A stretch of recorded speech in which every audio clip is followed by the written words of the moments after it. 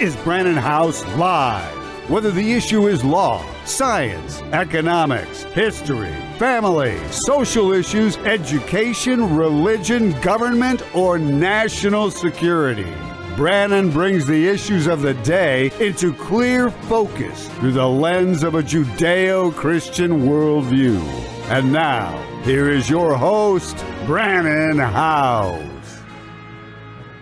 Sorry to disappoint you. Welcome to the broadcast on this Friday, March 6, 2026 of Brannon Howse Live. However, I'm Aynaz Anni Cyrus sitting in for Brannon Howse to close the week, and I will do my best to bring you just as good of a show as Brannon would.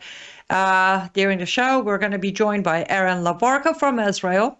We're going to also be joined by Daniel Greenfield of Front Page Mag and Barry Newsbomb of American Truth Project. A lot to discuss, lots happening. Of course, we were expecting it, but I wasn't expecting this much, to be honest with you. But we'll get to all of them. Before I do that, though, I need to address something that seemed to have created some confusion.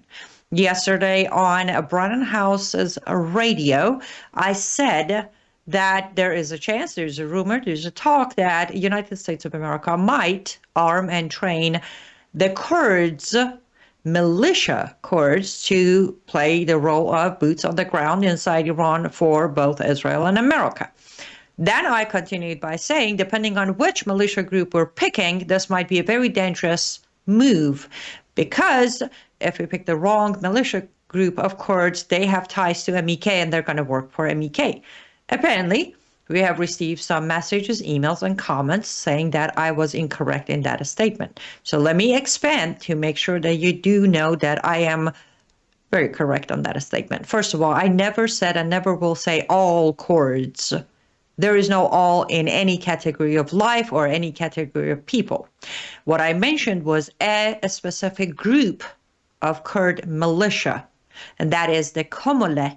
If you want to look them up, it's Komala, Komole. They have a long history of opposing the Islamic regime. At some point, even the king of Iran, Shah Pahlavi. They are a militia group. They are a socialist liberal group. And when their group failed to stand on their feet, they made a coalition with MEK after MEK had a fallout with Khomeini, the original supreme leader of Iran, after the 1979 hijack of Iran by Islamist Marxists. That is the group I refer to. Furthermore, if you do a bit of research, or if you would be patient with me over the weekend, I will be releasing a documented Substack where I will show you that 90% of the Kurd militia, not the Kurd people, not the Kurd cities, not the Kurdistan of Iraq or Kurdistan of Iran, but the Kurd militia are either Sunni Muslims or socialist liberal or Marxist Islamist like MEK. So I do apologize if I created any confusion or if I bothered some of you by my sentencing. I had a very short period of time on Brannon's radio. I might have spoken fast, but I wanted to clear that out. I was not addressing Kurds.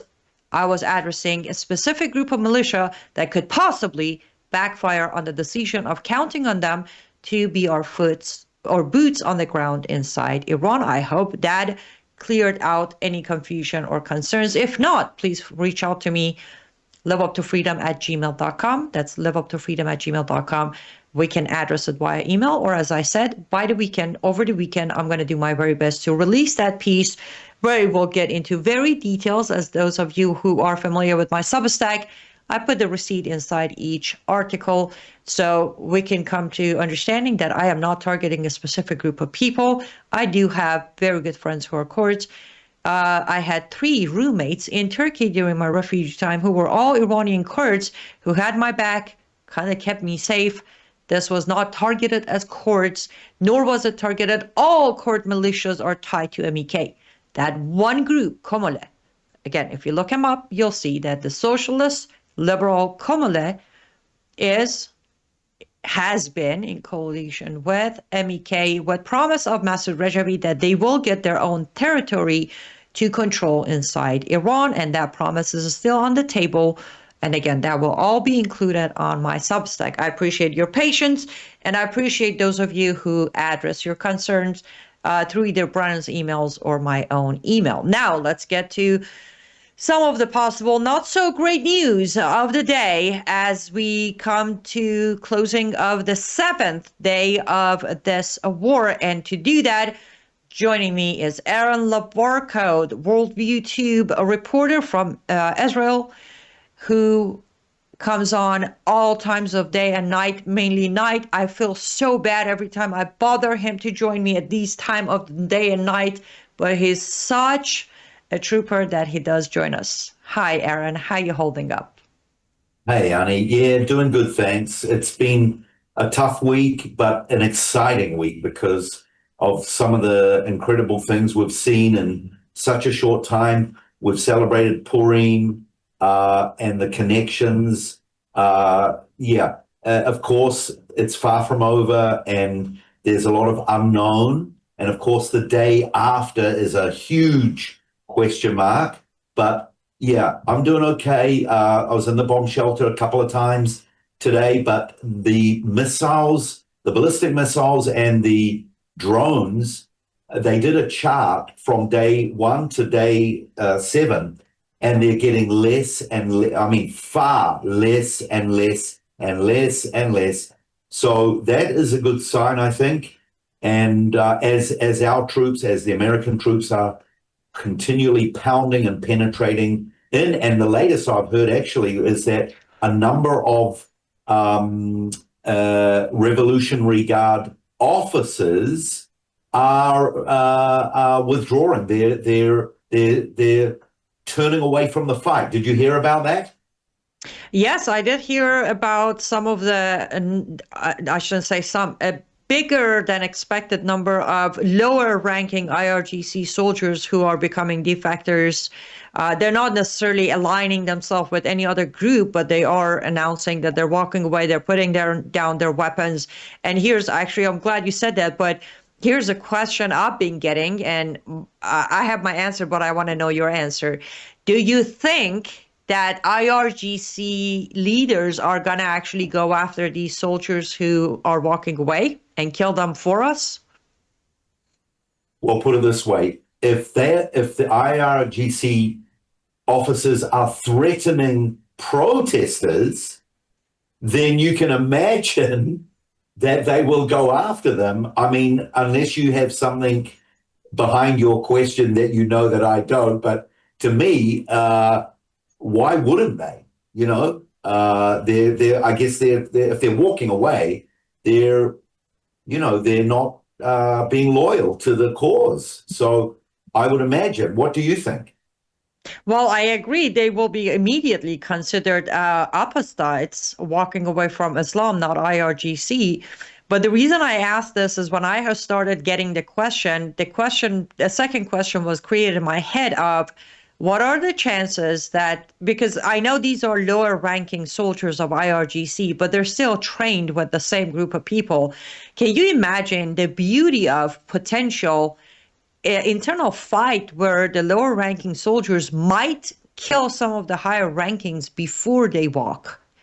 Them killing each other would be a pretty good blessing for the circumstances, wouldn't it? It would be amazing. And it actually makes me question, I wonder if there are any moles in the camps. Mm-hmm. I wonder. You never know. I mean, look at we obviously have got internal intelligence, the Mossad, the CIA, but they for sure have got their own people that they recruit as well. So we don't know who they are. And we know that for example, in the Gaza Strip, the son of Hamas and others that, they've been on our side, but undercover. Some of them have been caught, but some obviously have got away with it. So who knows? Exactly. As you said perfectly, there's a lot of unknown. But one thing before we get to anything else, Earlier today, news broke that the spokesperson for White House, Caroline Leavitt, apparently said that there's a list of names that the U.S. intelligence agencies and the government are looking at to pick the next leader of Iran. You put that next to President Trump's statement of he will pick the leader. I don't have a good feeling about this. What are your thoughts on this new announcement? Well, that is new to me, but before I answer it, I thought I heard an hour or two ago, I read that basically Pahlavi is his name has basically did you it's more definite that he's going to be the one. But in answer to your question, yeah, just when you think that there's like plain sailing, there's a curveball. And this is where, look, the people, these leaders behind the scenes. I mean, for example, remember the 12-day war? What happened? You were more disappointed than we were because you wanted Trump and Bibi and everyone to finish the job. Apparently, Bibi wanted to finish the job, but Trump didn't. I don't know the full story why, but it was disappointed. Okay, a number of months later, we're doing it. We're doing it now. But that opportunity may have slipped away. And again, I don't know the full reason why Trump put his foot on the brakes there. Maybe you know some more. But it's tough when our leaders, when they're doing such a good job and you think, finally, and then all of a sudden, something like this comes where potentially, you say you got a bad feeling. Yeah, it's that kind of statement. We're looking at a number of people. I mean, the people want the monarchy. They want Pahlavi. Why do you need to look further? The only thing I can think of why they're doing that, and I think, was it us that talked about this, or was it Sharham, is that maybe Trump and his administration, knowing very well that it's going to be Pahlavi, they want to distance themselves from that just in case down the future something happens and it comes back to bite. They don't want it to bite them. They want to say, well, we didn't have any say in that. We were looking somewhere. Trump sometimes does that. He leads people up a certain path for a reason. That's my only thought. I mean, who else could they be looking at, Annie? Who? You mentioned the what is it? The K, MEK. The MEK. Yeah, maybe. But it doesn't go with Trump's philosophies. It just doesn't. But why not? Let's address that. I will. They're what? Aren't they? They're Marxist, aren't they? The MEK, they're Marxist. They are Marxist Islamists, yes. Yeah. But after they were removed from the terrorist list in America, thanks to Republican Party, again, the receipt is on my Substack before anybody thinks I'm making things up. The receipt has been there for over 7 weeks now. After they were removed, thanks to Republican Party, some big names such as Rudy Giuliani, Mike Pompeo, and General McInerney, and the rest of them, they were rebranded. They were rebranded as a democracy front for future, for Iran. Yes. So they don't even go with MEK anymore. Well, in their website, inside their website, there's a button for the MEK part, but they go with NCRI, which is the National Council Resistance of Iran. They rebranded themselves completely. And I mean, no disrespect. However, we all know President Trump isn't the guy who's sitting there reading into history. So if they're represented to President Trump as NCRI, then President Right. Trump is going to look at NCRI. And I want to emphasize, I have said this sentence probably 250,000 times this week, but 144 active sitting Congress members have endorsed MEK's leader, Maryam Rajavi, from February of 2025 until today. That is Wow. 144 Republicans. Wow. Exactly. So I wonder, because when she made that statement, she said, we are looking. I wonder, just a wonder, when Trump said, I will choose, I wonder if he was actually saying that to his Republican Party. Because no? No, let me tell you, when he said, I will choose that, he was in the same sentence, he was referring to the Guardian Council of Iran who picked Mojtaba Khamenei. He literally said, I will pick, and Mojtaba is not someone I will approve of. That was the sentence. He was making it very clear. Now, this is where the secondary layer of concern comes in, Aaron, because let's face it, today as we speak, there has been a dramatic progress in this war. Nobody can question that. If they do, they're either leftists or leftists. Otherwise, nobody can question the progress we have made, the collaboration between Israel and US. But the situation in Iran is not where it can be replaced with a new leadership because the regime is not toppled. So the second concern comes from what I heard on President Trump's, and we played it on my show, the news conference in the Oval Office when he was meeting with, I think, Germany's prime minister, that he said, the question, they asked him, what about Crown Prince Pahlavi? Is he one of the names that is being considered? President Trump said, he seemed to be a good guy, but we're not thinking about him much. It will be more appropriate if someone from inside who is more popular and moderate to come to power.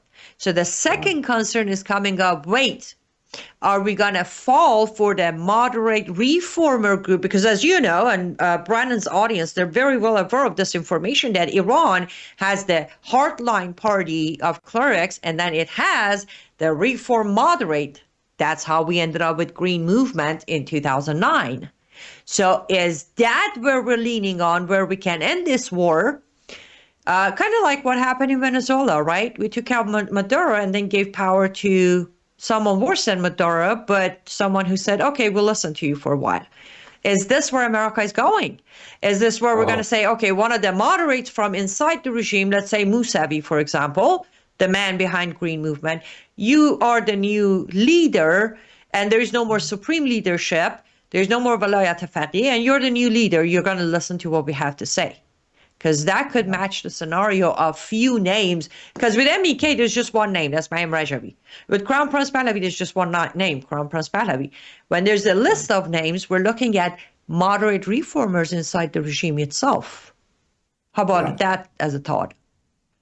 Yeah, no, that makes a lot of sense. I still don't understand. Okay, we're talking what you've just said about the moderate. Is Pahlavi really so radical that Trump feels uncomfortable with him? What's his issue? Really, he is radical. No, Crown Prince Pahlavi, as we say in Iranian communities, he is an absolute mirror image of his grandfather, the first Pahlavi king. The man who liberated Iranians from Qajar dynasty, the man who stood in front of Russia, Germany, and United States of America and said no. That is the type of radical Crown Prince Pahlavi is. He has been trained as a child to become the future king, and later as an exiled prince, he has been trained that country first, your people first. So Crown Prince Pahlavi is not gonna be a puppet of anyone, for that matter. He already has a 100-day plan out. If you read the plan, you notice that he already got a plan of his own that focuses on Iran first and nothing else. So that is the problem. That's where he becomes a problem for policy of Western countries. So that makes a lot of sense, because if his policies aren't in line with Trump's, then Trump, what I'm trying to say, but I don't want to say, is Trump won't allow that to happen. Exactly. No, feel free to say it. But here's the biggest, this is where the light bulb is going to go off for you. The very first step of the foreign policy by Crown Prince Pahlavi, the very first foreign policy action is to recognize Israel immediately. Do you understand? Yeah, but do you understand what a huge hit the Western countries are going to take with that when it comes to their weapon industry? Who wants that? With the Iran back to recognizing Israel, making history again, repeating history, because Iran was the first country in 1950, March, nonetheless, the month of March of 1950 to recognize Israel as the first country in the region. Crown Prince Pahlavi is trying to repeat the same history. But when that happened, the same issue started because about 80% of wars against Israel stopped. He's going to stop those again. He will never agree to have alliance between Iran and Qatar. No way. Just like his grandfather and his father didn't.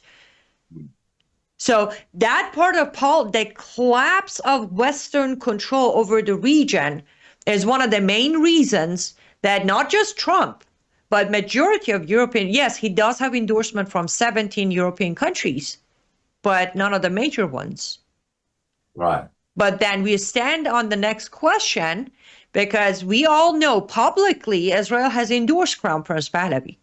He was invited on an official government invitation in 2023 where he visited Israel. He had a meeting with Benjamin Netanyahu, rest of the government. They had dinner. They visited, different areas. This is where the conflict comes in. On my show today, we discussed this with Barry Newsbomb and Hedi Amir Ahmedi, that this is going to be the first time in the region that there's a country that Israel and America have two different candidates in mind to take the future in their hands. My bet is that, and Barry agrees, that Israel is not going to agree to anyone except Crown Prince Pahlavi, because again, Israel knows the difference. They know what that means for them. So they're not going to agree to anyone except Crown Prince Pahlavi. Trump administration is not going to agree to Crown Prince Pahlavi. What do you think that's going to create between U.S. and Israel? Yeah. Knowing how committed Israel is to ending this war. Right. Well, that leads me to be thinking of a guest in our country just before the war broke out, and that was the Prime Minister of India. And do you see India in this picture for the future? Because what I'm hearing, what I've been reading is, especially at the beginning of the war after October the 7th, who was the president? It wasn't Trump, it was Biden. And Biden, he had us over a barrel. He had us in a corner. And one of the biggest lessons we've learned in this war is we've got to prepare for the future without the United States. As much as we love the United States and as much as we appreciate the United States, we have got to prepare for the future without the United States. And we have a potential in the guise of India, the largest democracy in the world.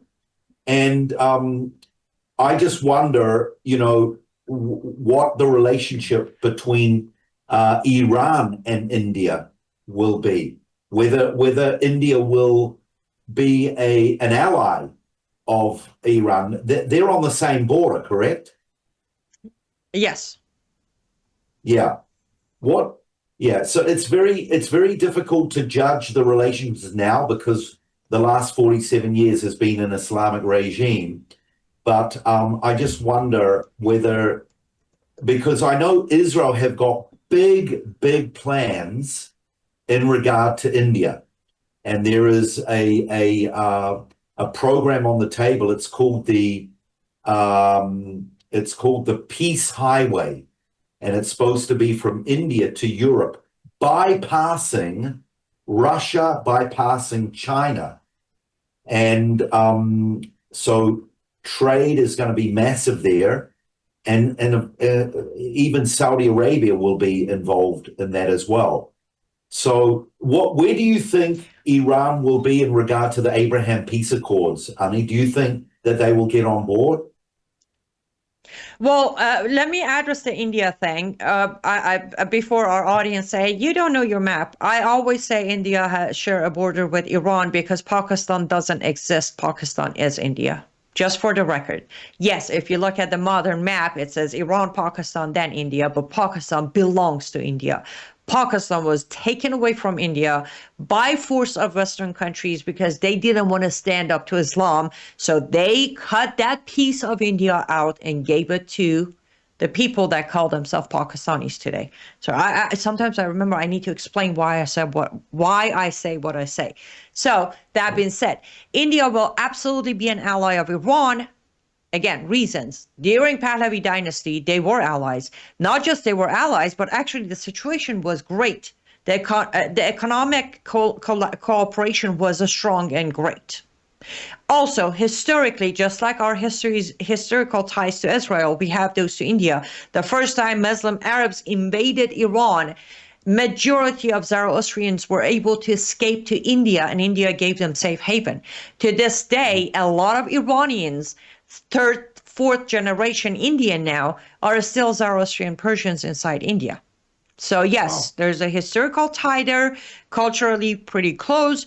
So yes, India will be an ally, especially because India knows under a Pahlavi ruling of either monarch or republic or democracy, whatever it might be, India will gain their power. India is not going to have to deal with Russia, China, United States of America, and UK forced to put up with Pakistan.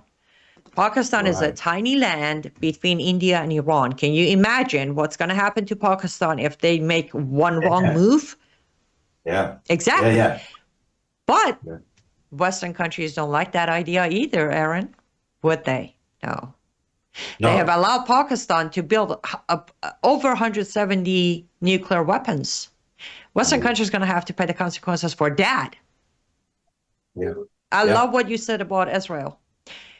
I think one of the reasons Israel is thinking of a future without America, not because they don't want America to exist, but because, again, historically, they can imagine when they help put Crown Prince Pahlavi in power as a leader inside Iran, within 2 years, they will have their close neighbor, the strongest ally, right there.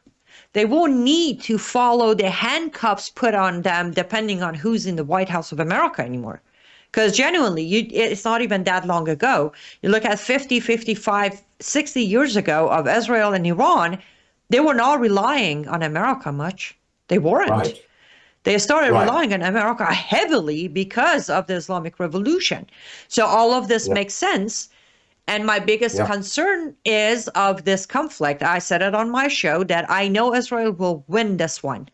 They will win it because I think even you yourself as an Israeli citizen, you guys have reached your limit.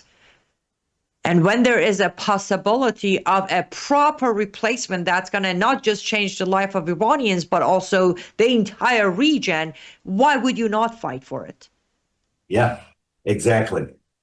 Yeah, there's so much going on. Hang on, there's sirens going off. Do you need to run? I don't need to run because it's a little bit in the distance, so it's okay. Because we've got the Abraham Council that we've got that to look forward to. That hasn't even really. That's taken a little bit of a pause for now because of the war. But I don't necessarily see Iran joining that. What are your thoughts? Crown Prince Pahlavi has been very clear since January 2025, January 20th, 2025, when he wrote his congratulations and, all that 9-yard letter on inauguration of President Trump, he very clearly said, you have a chance to go above and beyond Abraham Accords and start your Cyrus Accord. Wow. So that's what his goal is. And for our audience, just in case if you don't know what he's talking about, Cyrus is referring to Cyrus the Great, the man who not just freed the Jews in Babylon, also gave them the trophies of the gold trophies of that war to be able to build their temple. So Cyrus Accord translation is when the alliance between Iran and Israel is strong enough that none of the enemies would even dare step in. They can join the accord or they can sit quietly, again, just like they did during the 2 Pahlavi kings. That's what he's aiming for. He's not going to entertain. He knows better than trusting Qatar or Saudi Arabia for an accord. He's going to go for Cyrus Accord. That's another reason, by the way, President Trump would prefer no Pahlavi in power in Iran, because right now the hero of Middle East cannot be replaced by someone else now. Can we have somebody else to be a hero in Middle East? We need Trump to stay the hero. And I'm not saying that as bashing him. It's the fact on the table. He has said it many times. They treat him like a king. They owe him everything they got. So Crown Prince Pahlavi can very much be a competition in Middle East and the region and Central Asia, because he's going to follow. He has modernized his grandfather's plan, basically. He has modernized the original plan that turned Iran from the Qajar dynasty of control by Russia, communist and Islamist, into what was called mini America in Middle East. That is what's going to be repeating itself if United States of America would endorse. So I disagree with, if it was said on Sharon's show, I disagree that they're trying to distance themselves. So if something goes wrong, they're safe. No, they're distancing themselves because they know this one is gonna take away from the one and only America dramatically. And why wouldn't America want that? Why wouldn't, is it oil? Is it money? What's, why? To me, that's the answer. Money, oil. America wants something out of it. But what are your thoughts? Why can't America, instead of make the mistakes of the past when they've helped regimes take over, why don't they just say, let's let the people decide? Let me ask you a question. Do you really think all of those were mistakes? I don't know enough. It's not my field of expertise. The history of American takeovers, I really don't know enough. Looking back, yes, I do, but maybe you know something I don't. Well, it's that thing. As you know, I don't have kids. But I have heard from many parents that, you raise your kid and when they leave the nest, you feel that emptiness. You don't know who you are anymore. You need to refine yourself because you were either a father or mother for a long time. And that is exactly what America is. I have said it in good ways and funny ways many times of, can we stop being everybody's grandpa? You don't become the first world country unless a third world country exists, correct? Correct. We can't all be first world country. We can't all be everybody's grandpa. We can be the country everybody calls if there is another grandpa in the Middle East. That's politics, the dirty side of politics. We destroy nations to stay the grandpa. I mean, we know parents who actually sabotage their kids' future so they can keep them in their basement. Yeah. That's what America has done for a long, not from day one, but for a long time. That's why I say these weren't all mistakes. A lot of them were planned. For example, giving Pakistan a name and a country was planned. It was planned. What happened in Afghanistan for 20 years was not a mistake. It wasn't. That was making sure, again, the region is always in need of us, and we are always in need of their chaos. It's very dangerous for Western countries, specifically US, UK, and France, to have the Middle East and Central Asia to go back to the peacetime. Don't worry about all the peace talk. Historically, we had a peacetime in Middle East, and we can't let that happen again, because all the power, all the big guys, all the tough guys, all the top dogs won't be that anymore. And unfortunately, that's how politics work. So it's almost like what you're saying. It's almost like planned so that nations become codependent. Exactly. Yeah. And that's exactly, I mean, again, look, I'm not saying Israel, well, no, I am saying that the pressure that has been put on Israel is solely based on the fact that Israel has no allies in the region. So they have to count on these countries, right? Right. In return, a lot of, you got to do the ceasefire. You have to sign this. You have to do this deal. You have to do that. That is going to be gone. And again, unfortunately, this isn't something they have to imagine. They have witnessed it happen. I wrote a Substack on it saying that we don't need to imagine a great Iran. We've seen it. So that makes it even more dangerous, because it's not a risk or a gamble anymore. It's guaranteed. Right. Yeah. So I do want to ask you the last question, because we got to let you go. You need some sleep. So do I. And also we got to get to our next guest. But in closing, your guess, I know there's no certainty, but your guess, do you think there is any potential possibility that Bibi might agree to either a ceasefire after replacement of leader with some moderate, or do you think this time Bibi is done with it all, and even if he has to go solo, he'll continue? I think the answer to that would depend on how much damage we do to the IRGC. And by the progress of the last week, the infrastructure, that's the key.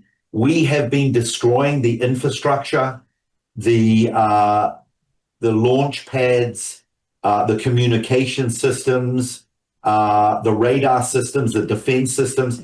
This is crucial. I don't think we've really tapped into the subterranean under the ground yet. I think that it will come next, but who knows what's going to happen before. Maybe there will be more of a mutiny where a lot more soldiers will see the handwriting on the wall, and they will either defect or they'll just run away from the battle. So so put it this way. If Bibi sees that the damage is enough, and that the new leadership has the backing of the military, whatever military that will be, he's going to have to assess that.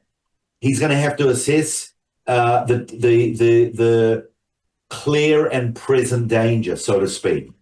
Mm-hmm. So if he feels secure, if he feels that that's okay, then there's very good chance that he will stop.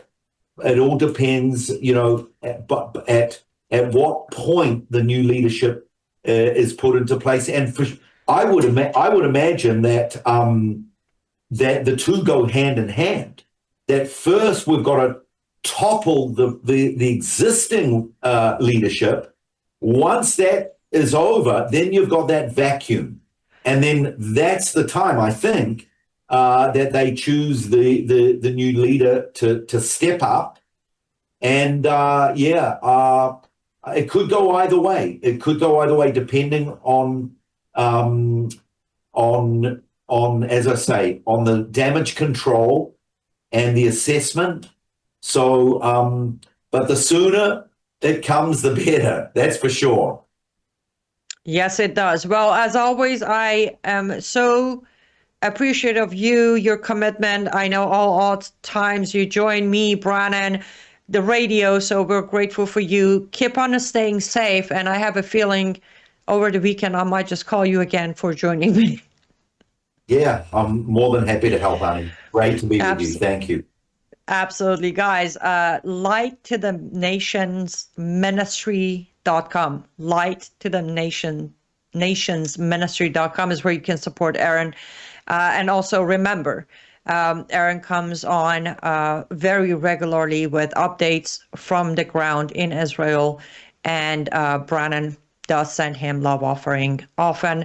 And you can support that effort by going to worldviewfoundation.com. That's worldviewfoundation.com. Make a tax-deductible donation to Brannon's ministry so he can continue sending love offering to Aaron, who, as I just said, has been at it night and time between sirens and missiles. He is joining us to give us information and be our voice from Israel. Worldviewfoundation.com. Don't go anywhere. We're going to take a quick ad break. Back with Daniel Greenfield and Barry Newsbomb after that.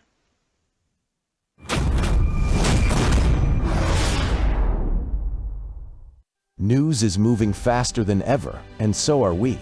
Worldview Tube brings you 24/7 live stream coverage and now real-time alerts when it matters most. Once you have the Worldview Tube app installed, exit the app and navigate your way to Settings. In Settings, locate the tab labeled Notifications. Select the Notifications tab. Scroll down until you locate the Worldview Tube app icon. Select the tab, and here you can turn on and customize your notification experience for the Worldview Tube app. News doesn't wait, and neither should you. Turn on push notifications to stay informed.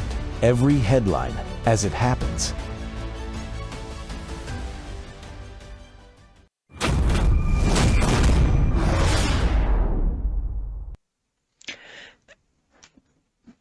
Welcome back to the program. Thank you so much for staying with us until now. Now let's go to our next guest, the one and only Daniel Greenfield, CEO of David Horowitz Freedom Center, Front Page Mag. The Point is his own blog. His my go-to when I want to know what's exactly happening with the propaganda on the media against Israel. Daniel, welcome to the program. Thank you again. It's good to be back. It is always good to talk to you. I've been wanting to talk to you all week, but conflict of a schedule didn't allow it until now. So let's dive right into, because I know you need to leave us in about 20 minutes. From the beginning, your thoughts on the strike against Iran by Israel and then United States of America joining. What do you think of the last 7 days?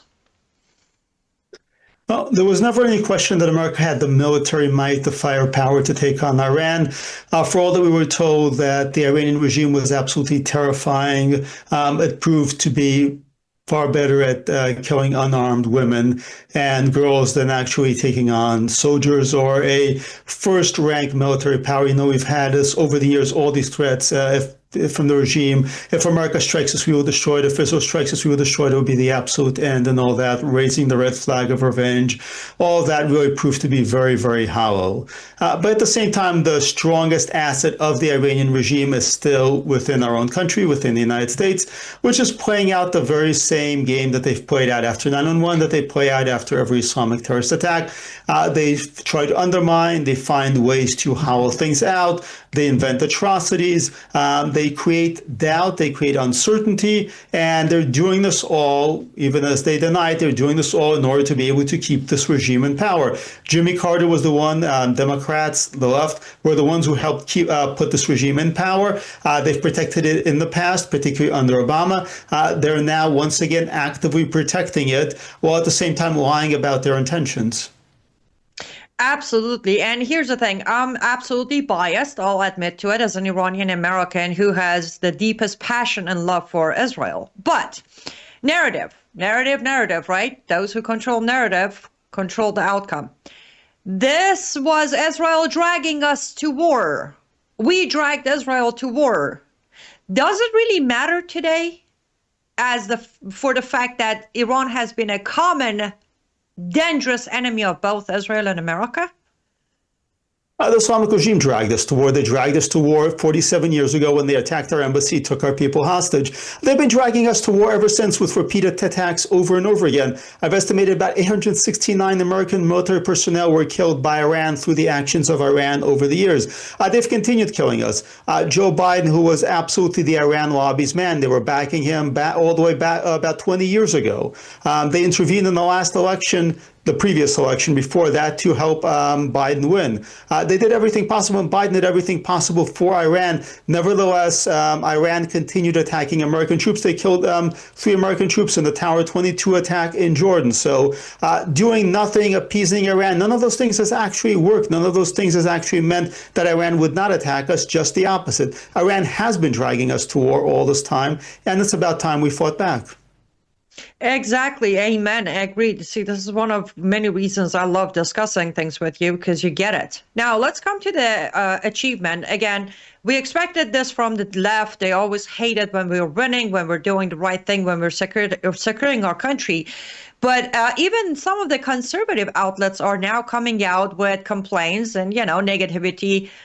But I feel like in only 7 days between U.S. and Israel, we have taken out a good 70% of regime's stability inside Iran. I'm not talking about IRGC, but the regime itself. What is your guesstimate or understanding of those who are crying a never-ending war on the table? I mean, there's 2 things going on there. First of all, is a bunch of these people are not remotely conservatives, nor are they MAGA. They're Tucker Carlsonites. They're people who have been enthralled to foreign political interests, to foreign financial interests. They're being incentivized to do this. Shall we say these people do not like the United States? They have nothing good to say about the United States. These are not patriots who are saying we are very tired of another Middle Eastern war. I mean, there are patriots who are saying that, but a lot of these people, if you listen to them, like Tucker Carlson, they do not have one single good thing to say about America, ever. They have good things to say about all of America's enemies, though, and, there's a word for people like that. We know what that word is when we apply it to the left, but when it comes to people who were on Fox News, like, let's say, Tucker Carlson and Megyn Kelly, they've developed this kind of seeming credibility, and they're cashing that in, shall we say.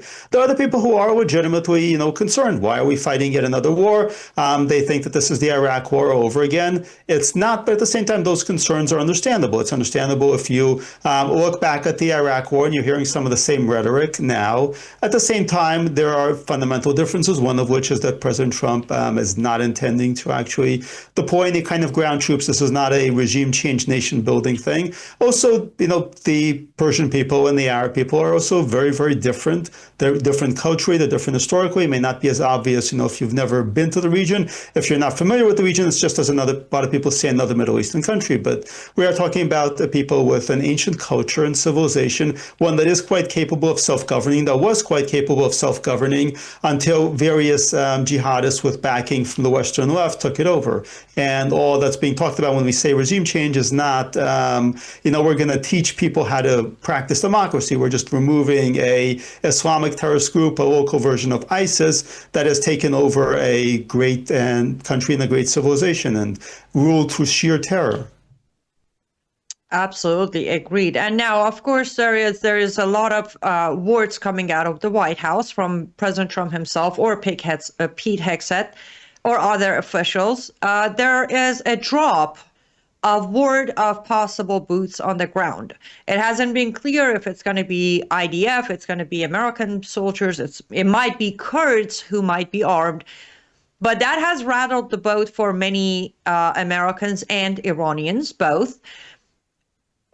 My point of view is, if that is what it takes, considering what you just said, knowing that my fellow Iranians are not going to kill American soldiers or Israeli soldiers for that matter, I think at this point, what comes next, including boots on the ground, can be a huge factor in one, future of Iran, future of the region, and also coming up here on midterm election. What are your thoughts on it?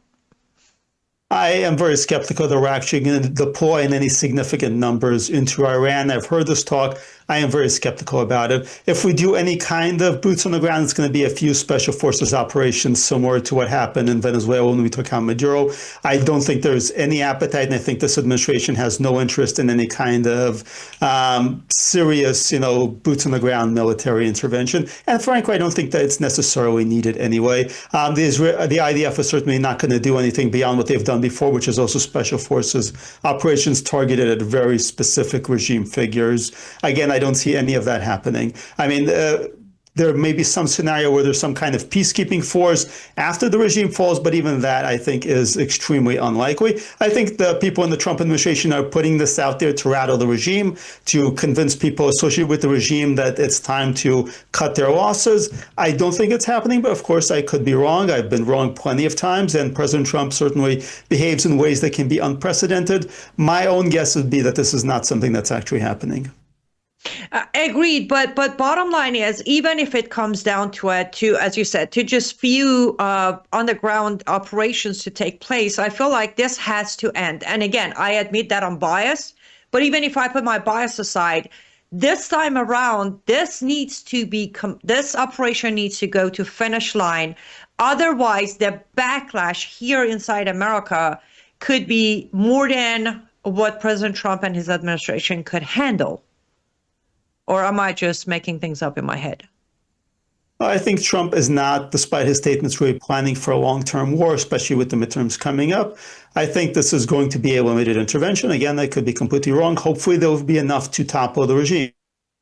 I think we need to get serious about toppling the regime because, yes, when we leave it alone and then we come back, things get worse. They get worse inside Iran. They get worse outside Iran. At the same time, I think realistically speaking, after the past experiences in the Bush administration, the Obama administration, and all that, a lot of people are weary about any kind of more extended intervention. True. Let's address one more thing in Iran before we take the last few minutes to talk about your new published book or pamphlet. Khamenei is dead. That does not mean the regime is toppled. But we do hear talks, again, just talks, that United States of America is going to be directly involved with picking the next leader inside Iran. How do we address that in comparison of regime change versus not regime change if we're going to pick someone who is popular, moderate, and more modern based on words that President Trump put out 3 days ago? Yeah. I think this kind of proposal falls far short of actually toppling the regime, but much as in Venezuela, I think the administration is thinking in terms of, we're going to remove the so-called hardliners, we're going to pick somebody who is more willing to negotiate. I think that's kind of a fool's errand. That's only worked so much in Venezuela, and I don't think long-term it does work. And in Iran, if you're picking it from anyone who really is a true believer, then those people may play moderate. Like Zarite may be willing to play up to Westerners. They may pretend to negotiate, but they are not moderates. They're just putting on a show. And I don't think we need to be doing this in order to put on a show.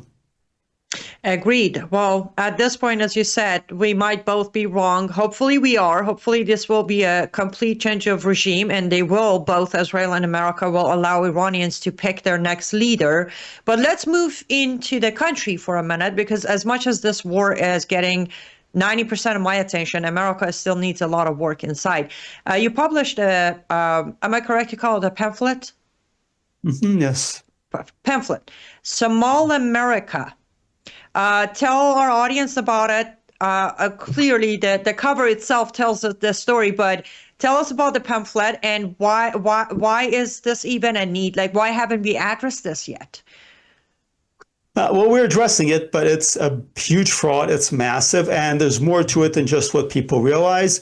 One of the things I've explored in this pamphlet, which you can see over my shoulder, is that this has been going on for well over a decade. People noticed it largely because it spun out of control, because we went from, millions in fraud to hundreds of millions and then billions of dollars in fraud. And it's not just happening in Minneapolis or Minnesota. Minnesota is probably the worst place it's happening. We're seeing signs of this also in California. It's happening in a big way in Maine. We're seeing it in Washington and Oregon. And we are also seeing beyond the fraud, and the fraud is obviously not small, we're also seeing Somali crime. If you look at, for example, the worst of the worst deportations by ICE, a whole lot of Somalis on that list. We're also seeing terrorism.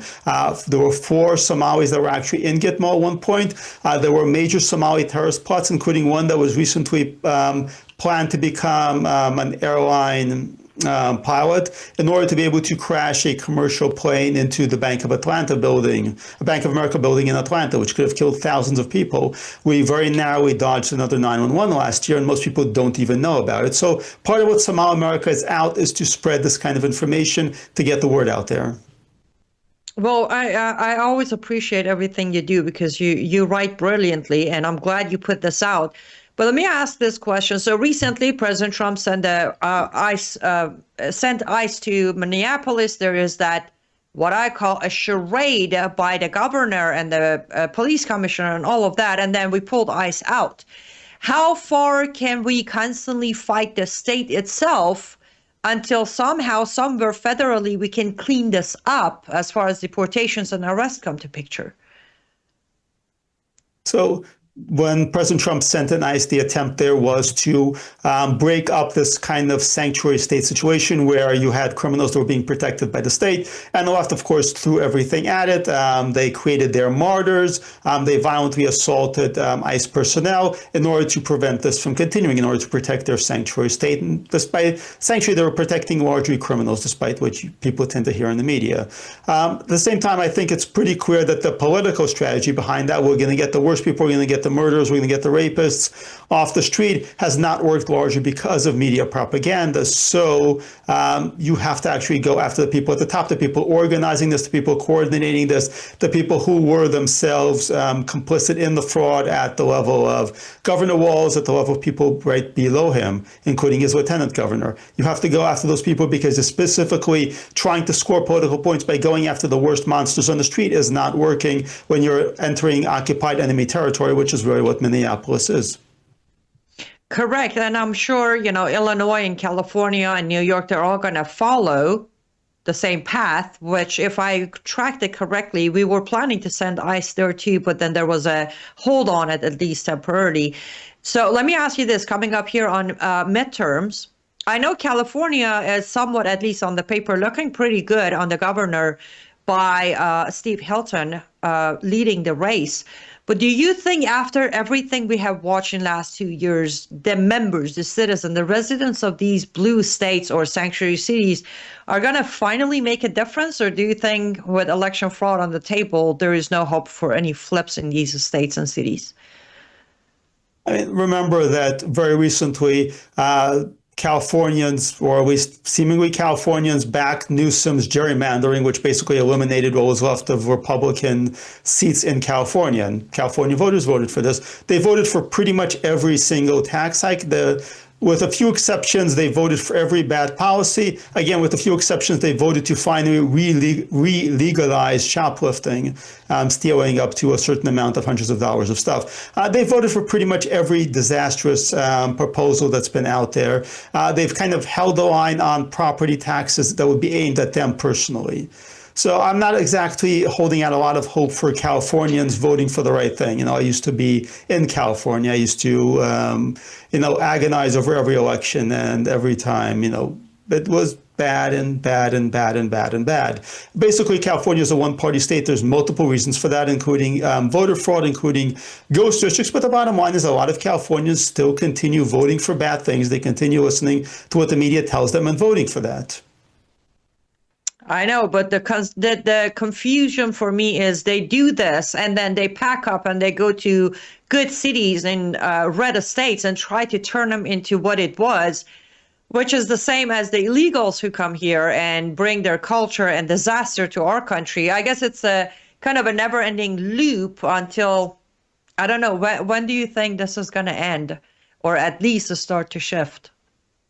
Well, you have to understand a lot of people who should know better are not voting based on policies based on cost benefits to them. They're voting based on culture. They're voting based on Trump derangement syndrome. They're voting based on, well, we need to maintain this kind of peer group where we all support these horrible, terrible policies because this is what it means to be a good person. And they deviate from some things. You know, there are some tax hikes they will not vote for. They won't vote for higher property taxes on themselves. But at the same time, they will vote to completely trash a lot of other things. So it's a cultural thing. And unless you deal with it as a cultural issue rather than just as a policy issue, I don't know if we're going forward. And that's really big part of what's going on in this country. We're not just dealing with policy debates. We're not just debating of, do you want higher taxes? Do you want lower taxes? Should we set free a cannibal, which they did in Connecticut? Should we set free a serial child rapist, which Newsom tried to do in California? It's also the larger cultural background issues of that. We've seen this with BLM.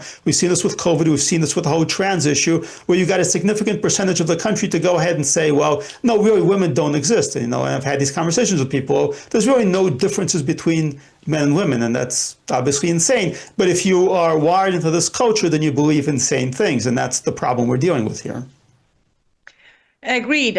I guess I personally just rely on keep on reporting, telling the truth, and pray for that day. I know you need to leave, but before you go, tell our audience where to follow you and where can they pick up the pamphlet, Small America, so they can read it and learn about it. Well, we can go to the frontpagemag.com store. We've also got a new pamphlet coming out in a few days, Why We're at War with Iran, which uses some wonderful essays from Robert Spencer, from a few other people with Front Page Magazine, to discuss the history of our conflict with Iran, with the Islamic regime in charge of Iran. Amen. Well, I appreciate everything you do. As you know, Daniel, I have been a big fan of yours for over a decade. It's always a pleasure to have you on any of the programs and hearing your thoughts. Stay safe, keep on doing the right thing, and I'll be in touch. Appreciate you, Daniel. Thank you. Always appreciate a great conversation with you.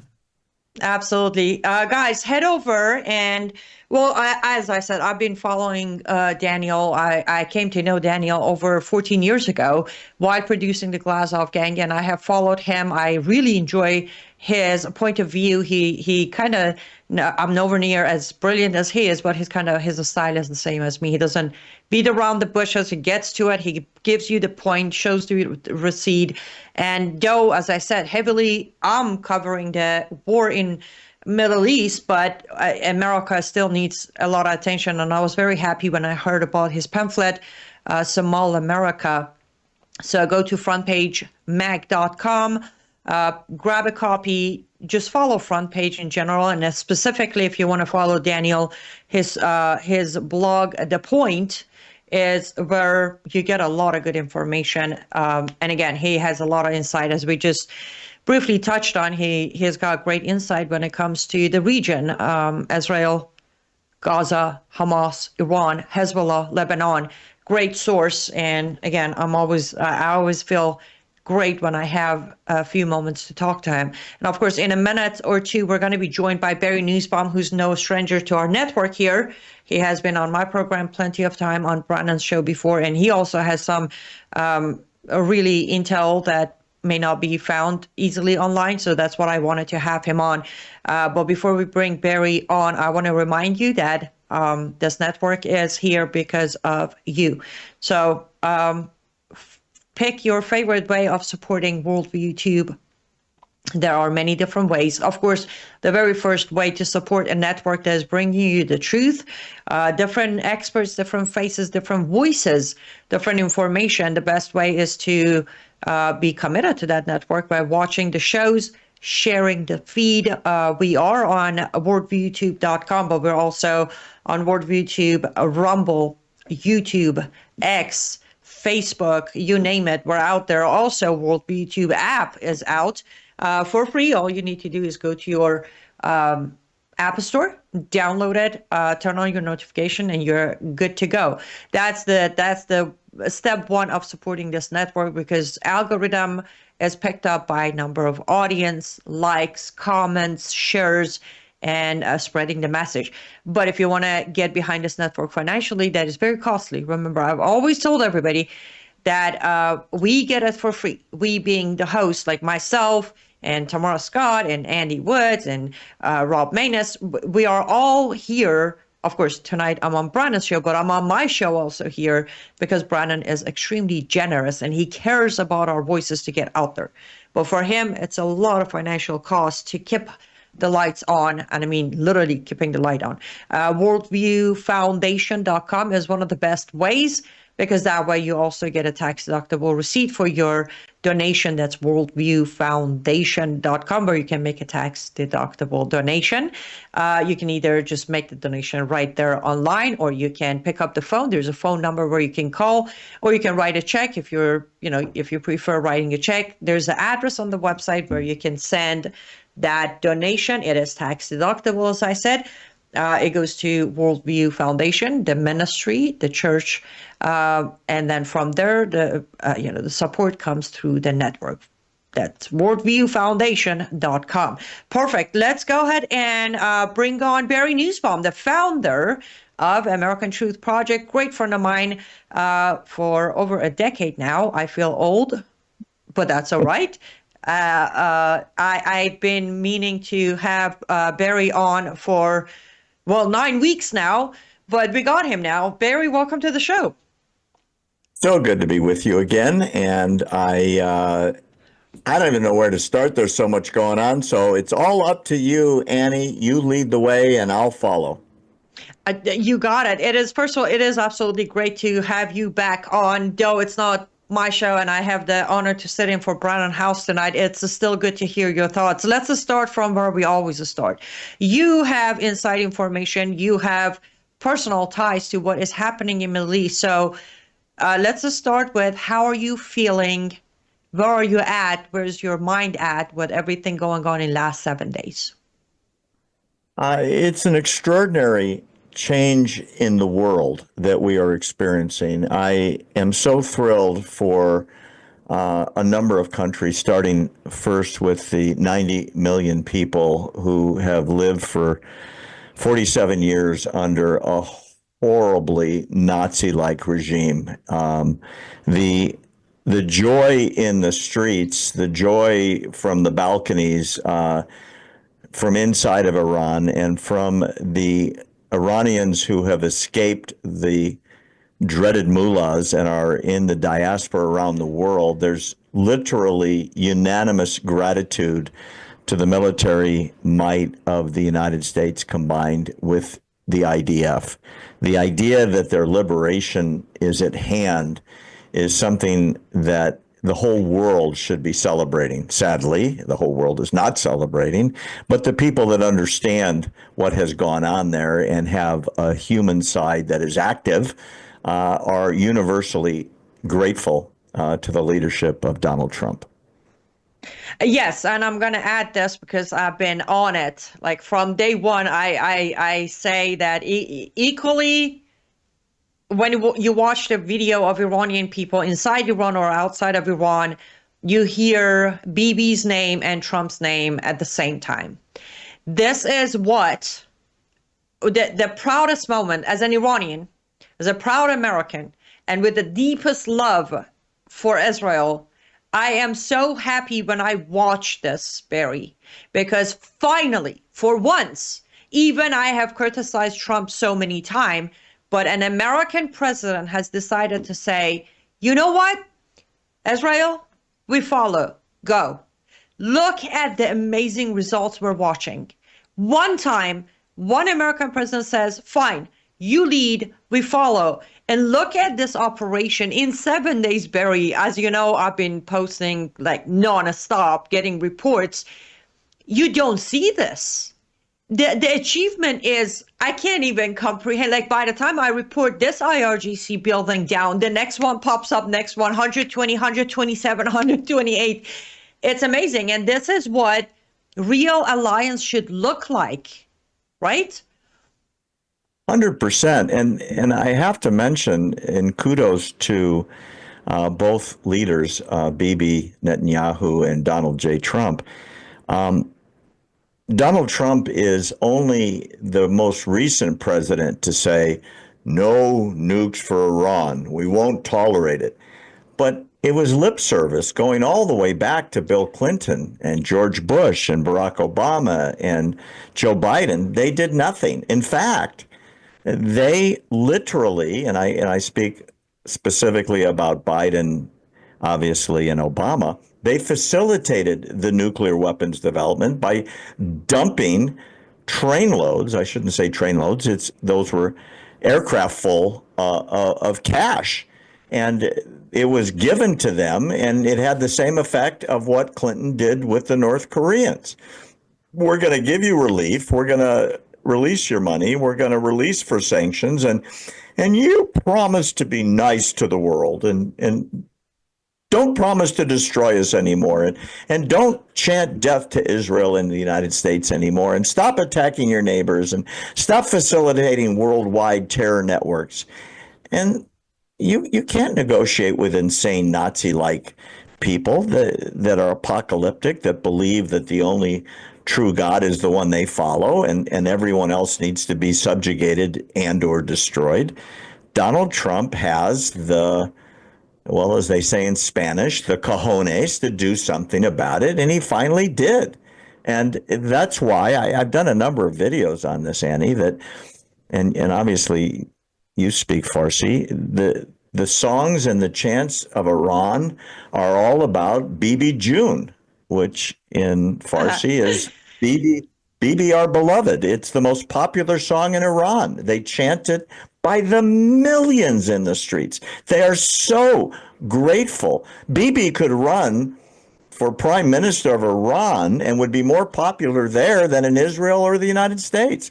And Donald Trump is going to have 50-foot statues built of him when this is all over, because they're being freed from possibly the most repressive regime on the planet. Yes, absolutely. And yes, the BB June is definitely the popular. There are so many chants. And let's go here. Let's use this transition. It is so bad. The level of Iranians inside Iran support for Bibi and Trump has got so bad for the regime that yesterday, one of the heads of IRGC goes on air live on IRIB. He looks at the camera. He requests a solo shot close-up. He looks at the camera with his little chafiyeh, the Palestinian scarf around his neck, and said to the parents inside Iran, we don't want to kill your kids, but if any of them raise their voice in support of Bibi or Trump, we have issued a shoot-to-kill order. This is where they're at, right? And now I want to use this very simple video. We don't see it on American reporting. Of course, we don't want to fit the narrative, right? Iranians are desperate. They're crying. They're dying. They don't want war. But you look at that one video and you come to question every single one of existing outlets. And I repeat, this includes the conservative media, like many that are being watched. Why is it so hard? Why is it so hard for once for American media, all of them, majority of them, 90% of them, to release this video and say the Iranian people are grateful for Israel and America? I think it's three letters: TDS, Trump derangement syndrome. People were making the joke after the State of the Union, and Trump was introducing Medal of Honor winners and people that had survived this and that, American heroes, and the Democrats wouldn't even stand up for Medal of Honor winners, who are the greatest, who sacrificed for the country. And there was a meme going around that if at the conclusion, if Donald Trump had introduced Jesus Christ into the House of the Congress as his personal guest and honoree, half of the Congress would have stood and cheered. We know which half. And half the Congress would have sat there with their arms crossed, holding up signs like terror and you're a gangster and so on. There is nothing, and I mean literally nothing, Trump can do to please that half of the country. Now, that doesn't mean the country as a whole. I'm talking about the people in Congress and their stooges in the media. CNN actually ran a story yesterday that I put out that says that they compared the presidencies of Trump, Bush, George W. Bush, and Barack Obama at the exact same time in their second term. Trump is way more popular than both of those presidents.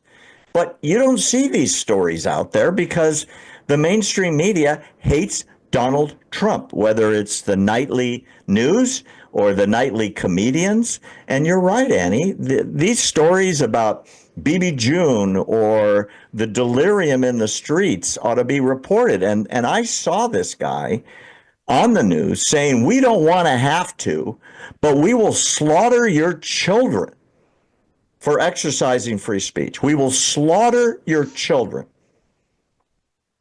This is so much like the Nazis, where they had complete control over the bodies and minds of the Germans, and they destroyed Germany along with the Allies. And the Germans couldn't resist because by the time the Americans and English and French and Russians got there, there was virtually nothing left. The difference here, I think, is there's not going to be a ground invasion. It's certainly not by Americans or Israelis of any consequence. The Kurds may do something about it, but they're indigenous Iranian peoples, or at least tribally related, and they may be the ground troops that facilitate the final overthrow so that the shoot to kill orders never get carried out. I mean, we don't know how many have died because the satellites were shut down. China blocked Elon Musk's Starlink system. The satellite that runs the Iranian internet was shut down. The count is 30 to 35,000 that could be confirmed, and some people are saying as many as 100,000 Iranians were killed, slaughtered in the streets by the IRGC, by the Basij, and everybody else. And it's not reported news. Nobody cares. Yes, as Tom Del Boccaro put out a post, I want to say, I don't know, yesterday or so, he said, if the left media and the current Democrat Party existed in 1941, Hitler would have won the war. Because that's what we're witnessing. When I saw some of the reports, such as New York Times and the rest of them, day after Khamenei was killed, I just couldn't. I'm like, you have got to. Are you making a hero out of this guy again? They did. He had a friend. They said he has a friendly smile and a nice beard, and he likes classic literature. This guy is a mass murderer. A mass murderer. And they eulogized him as, a nice guy that played with children and has a nice beard and he's well read and he brought the Iranian economy back. That's like saying, World War II.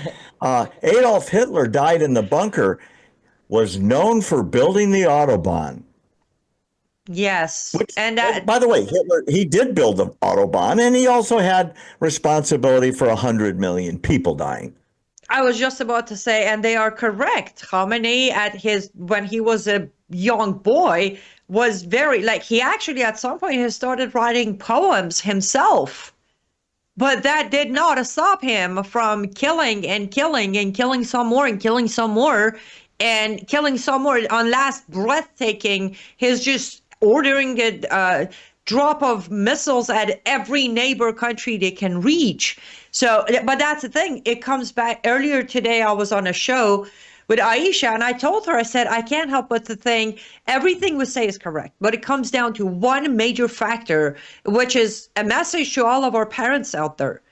The education system in America has got Americans to a point where we have to worry about them reading this article and worry that they're going to believe Khamenei was some good guy. It's true, and it's not just the media.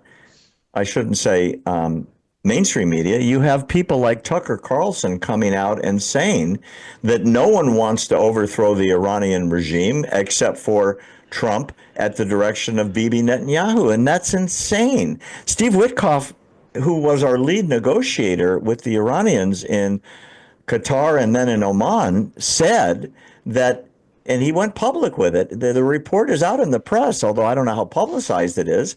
He said on the first day of the negotiations, the Iranian representatives were bragging.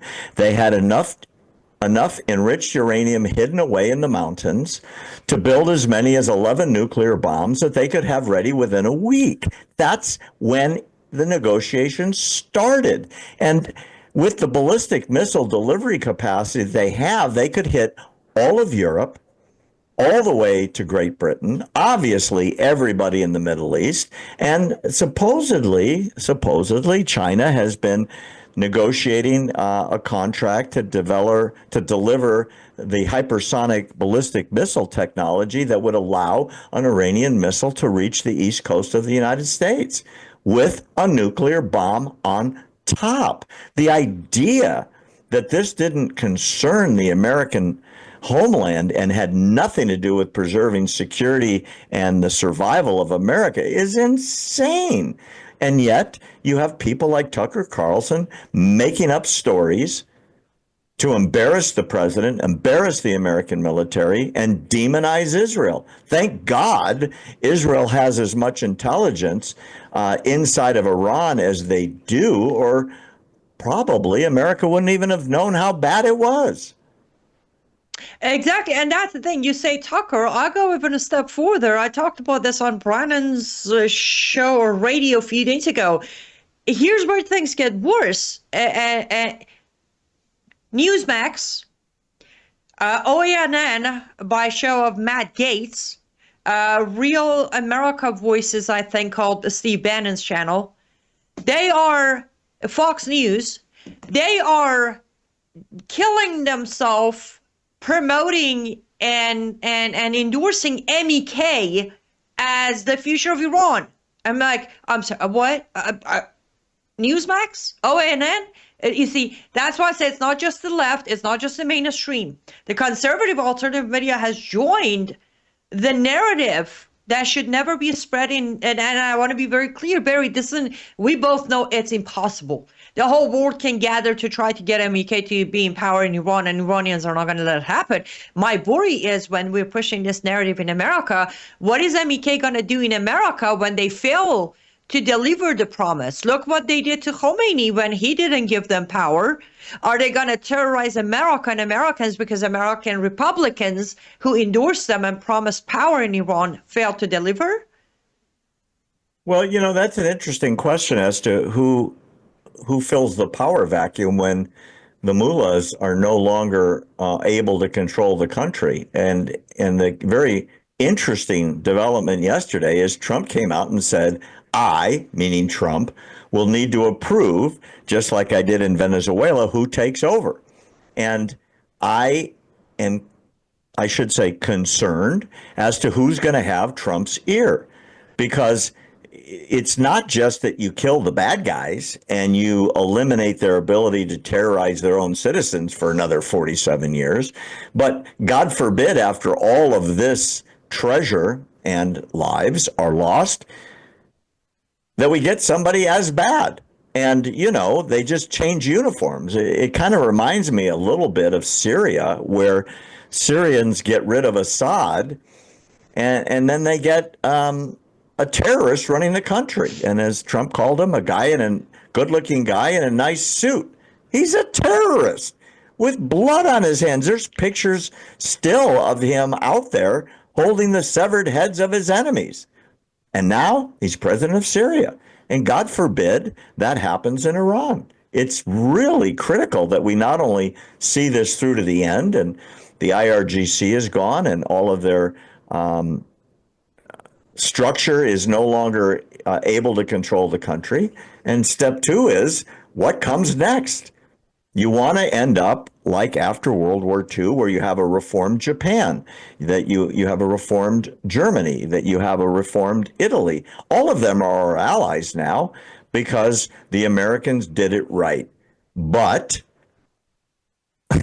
after World War II, there was nobody in 1948 lobbying, or 47 lobbying for fascists to take over both countries. And now, instead of just fascists, you've got religious fascists being promoted as, hey, we've got a great idea. So yeah, it's a very, very deep concern of mine and obviously of yours. Well, it has been a deep concern of mine, not because I think it will be successful. Let me briefly break this down. So, Barry, we both know that Israel, the government, Bibi himself, they have already shook hands with Crown Prince Pahlavi. It's pretty clear. With that being said, I know the end game. I know who's going to be sitting as a transitional government, not because of Israel. Bibi hurt the people of Iran. People of Iran, inside and outside, including yours truly, he has our vote, not just as transitional government. If you leave it up to me, I would like him to be King Reza II.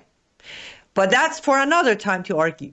With that being said, I'm not worried the end result. What I'm concerned with is, considering I just said 144 sitting Republican Congress members who have endorsed MEK and Maryam Rajavi, they're going to try. Trump's going to get involved with that game. That's when this will go from liberation to invasion in eyes of Iranian people. That's when we fail to go down in history as the country that liberated Iran. And I don't want to see that day. I don't. That's my concern. I know for a fact MEK will never gain power in Iran. Every single one of the Iranian people will literally die fighting them. And again, I don't think President Trump has the comprehension or understanding of how much we, the Iranian people, will not stand for MEK in any shape or form as a power in Iran. And I hope and I pray he doesn't have to find out. Well, isn't MEK still a declared terror organization? No. Thanks to lobbying from some of the powerful Republicans cooperating with Hillary Clinton, they were removed from the terrorist list in 2012. Oh, my goodness. Yes. Now, I want to say this. I have heard, I can't confirm exactly, but I have heard that Marco Rubio is the first one to come out and say, I will fight to put MEK back in terrorist list before this war is over. So we have one guy standing with us, but as I said, 144 Republicans have endorsed in a bill. They have endorsed Maryam Rajavi, and majority of conservative outlets such as Newsmax, ONN, Blaze TV. Yesterday, Blaze actually had an article with the free Iran starts with women with the Maryam Rajavi picture. I'm like, no, you got that all wrong, all of it wrong. So it's going to be a battle, but no, they're not in terrorist list as of today. Hopefully we can push them back in. But in 2012, they were removed from terrorist list. And with that note, we are coming to an end of our segment here on Brannon Howse Live. But before we go, Barry, I know you've been covering this extensively, and I want our audience to go and catch up with your reporting, with your analysis, commentary, all of that. So where do they go, and how do they get all of your clips and videos? Well, thanks for the opportunity. Anyone that's out there that wants to have our perspective from America's side, understanding our connection to the region and our best ally in the world, Israel, it's very simple. Go to findbarry.com. Findbarry.com will take you to our website. You can sign up for all of our content absolutely free. And as Annie knows, we put out a lot of it, and we're very, very supportive of that relationship. Findbarry.com, sign up for free. You'll get all of our videos and weekly mailers in your mailbox, and you'll never pay for any of the content. And we hope to see you there. Yes, and here's what I have to always help all of my good friends of yours, including Barry Newsbomb and Brannon Howse. Findbarry.com will take you to American Truth Project, which is a nonprofit organization. That means you can make a tax-deductible donation and support their efforts because they're putting all of their information out for free.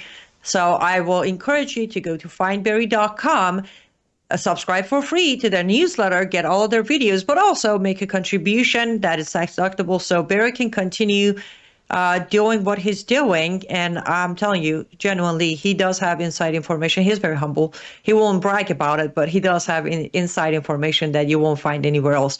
Barry, you stay safe, stay strong. I'll be in touch. I appreciate you as always. So good to be with you. All my love and support. Absolutely. To our audience, this was the last night of me sitting in for Brannon Howse for now. He'll be back Monday to usual programming. Keep him in your prayers as he recovers from the back issue, and hopefully he comes back strong. And it has been an honor to sit here for 2 nights this week. Thank you so much for staying with me. I hope I was able to bring you some information that helps all the confusion and make some clarity as we continue on this path. And let's keep on praying for America, for President Trump, for our troops, for Israel, Bibi, and their troops, and people of Iran as they stay strong and positive while they pray for the outcome that will give them liberty and freedoms.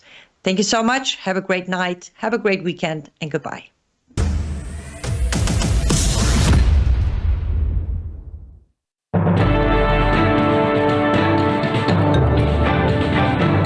Faith, spiritual values, moral issues, government, economy, education, work, responsibility. What we think about these depends on our worldview. Now, VCY America presents Worldview Radio with Brannon Howse. And welcome. Glad you are with us. We are going to have on Colonel Rob Maynis. We're going to have on Aaron Labarco. We're going to have on Annie Cyrus. We're calling right now Steve Haggard, State Representative Steve Haggard.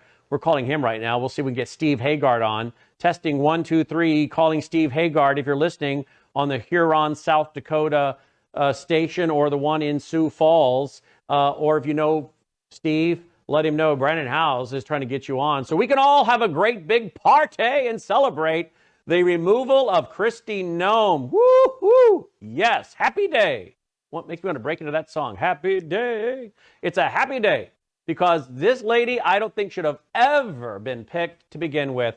We knew and had her number when she was the governor of South Dakota. I was a, I was a team player, folks. And I didn't go around telling and saying too much negative about Kristi Noem. I was like, all right, it's not worth it. It's not worth it. Just hold your tongue. See, I can hold my tongue when I have to. Hold your tongue. Just be nice. It is what it is. But I was not happy when he picked her. I think this lady is trouble with a capital T. Corey Lewandowski. Have you guys done any homework on Corey Lewandowski, the guy that runs around with her? I mean, come on.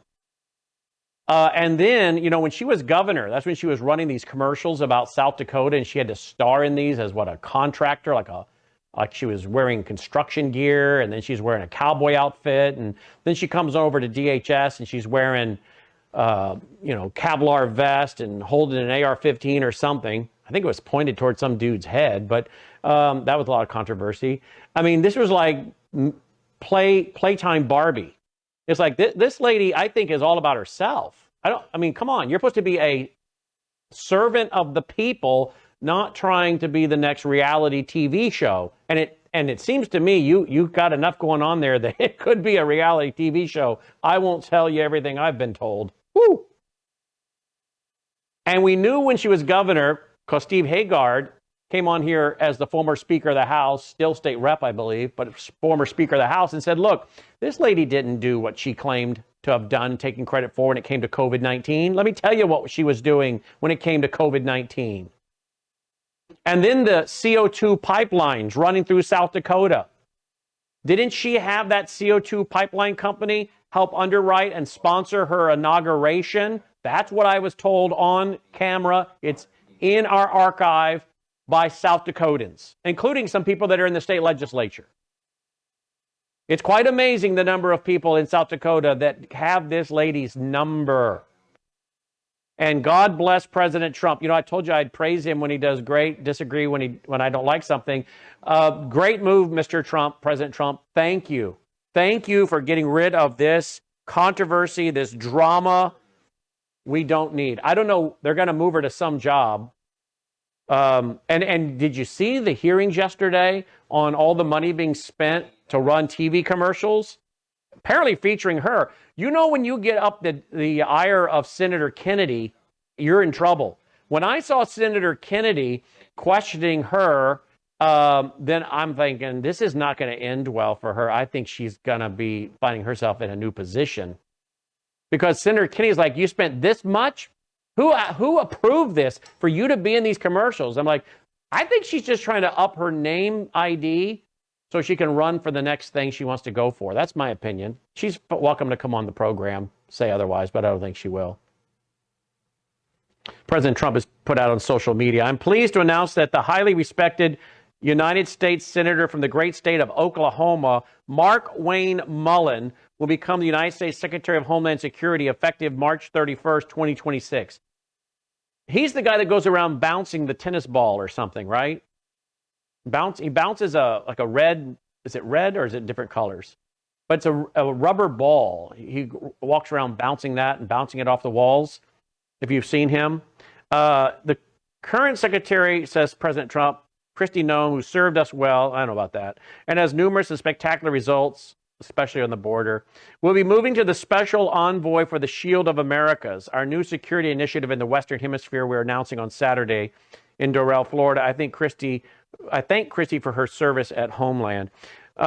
Serving for 10 years in the United States House of Representatives, 3 years in the Senate, Mark Wayne has done a tremendous job representing the wonderful people of Oklahoma, where I won all 77 out of 77 counties in 2016, 2020, and 24. A MAGA warrior and former undefeated professional MMA fighter. I did not know that. Mark Wayne truly gets along well with people. Interesting. That's an interesting thing he threw in there. Mark Wayne truly gets along with people. I don't know. I would be reading between the lines on that if I were you guys. And who knows the wisdom and courage required to advance America First agenda. Yeah, he's got wisdom. Wisdom, Kristi. Are you listening, Kristi? The guy replacing you has wisdom. I think something you lack. As the only Native American in the Senate, Mark Wayne, really? Wait a minute. No, I got to correct the president. He's not the only Native American. We know that we have Pocahontas. Pocahontas is in the U.S. Senate too. All right. Well, the only truly Native American in the Senate. Mark Wayne is a fantastic advocate. I'm surprised he didn't put in parenthesis, not counting Pocahontas. That would have been hilarious. Mark Wayne will work tirelessly to keep our border secure, stop migrant crime, murderers, and other criminals from illegally entering our country, end the scourge of illegal drugs, and make America safe again. Mark Wayne will make a spectacular Secretary of Homeland Security. Thank you for your attention to this matter, end quote. And I bet you he doesn't get his handbag stolen, because I bet you he doesn't carry a handbag. But think about that. The Secretary of Homeland Security couldn't even secure her own handbag, went out to dinner. Uh-oh. Again, I'm telling you, I held my tongue when that happened, but I wanted to use that line then. The Secretary of Homeland Security can't even secure her own handbag while out to dinner. It got stolen from her. Wow. She's very conscientious about security. I mean, come on, ladies, you guys probably sit on the handles of your handbag. You probably put the handles of your handbag underneath the chair leg, right? So that if they grab it, it ain't going anywhere because you're sitting on the chair.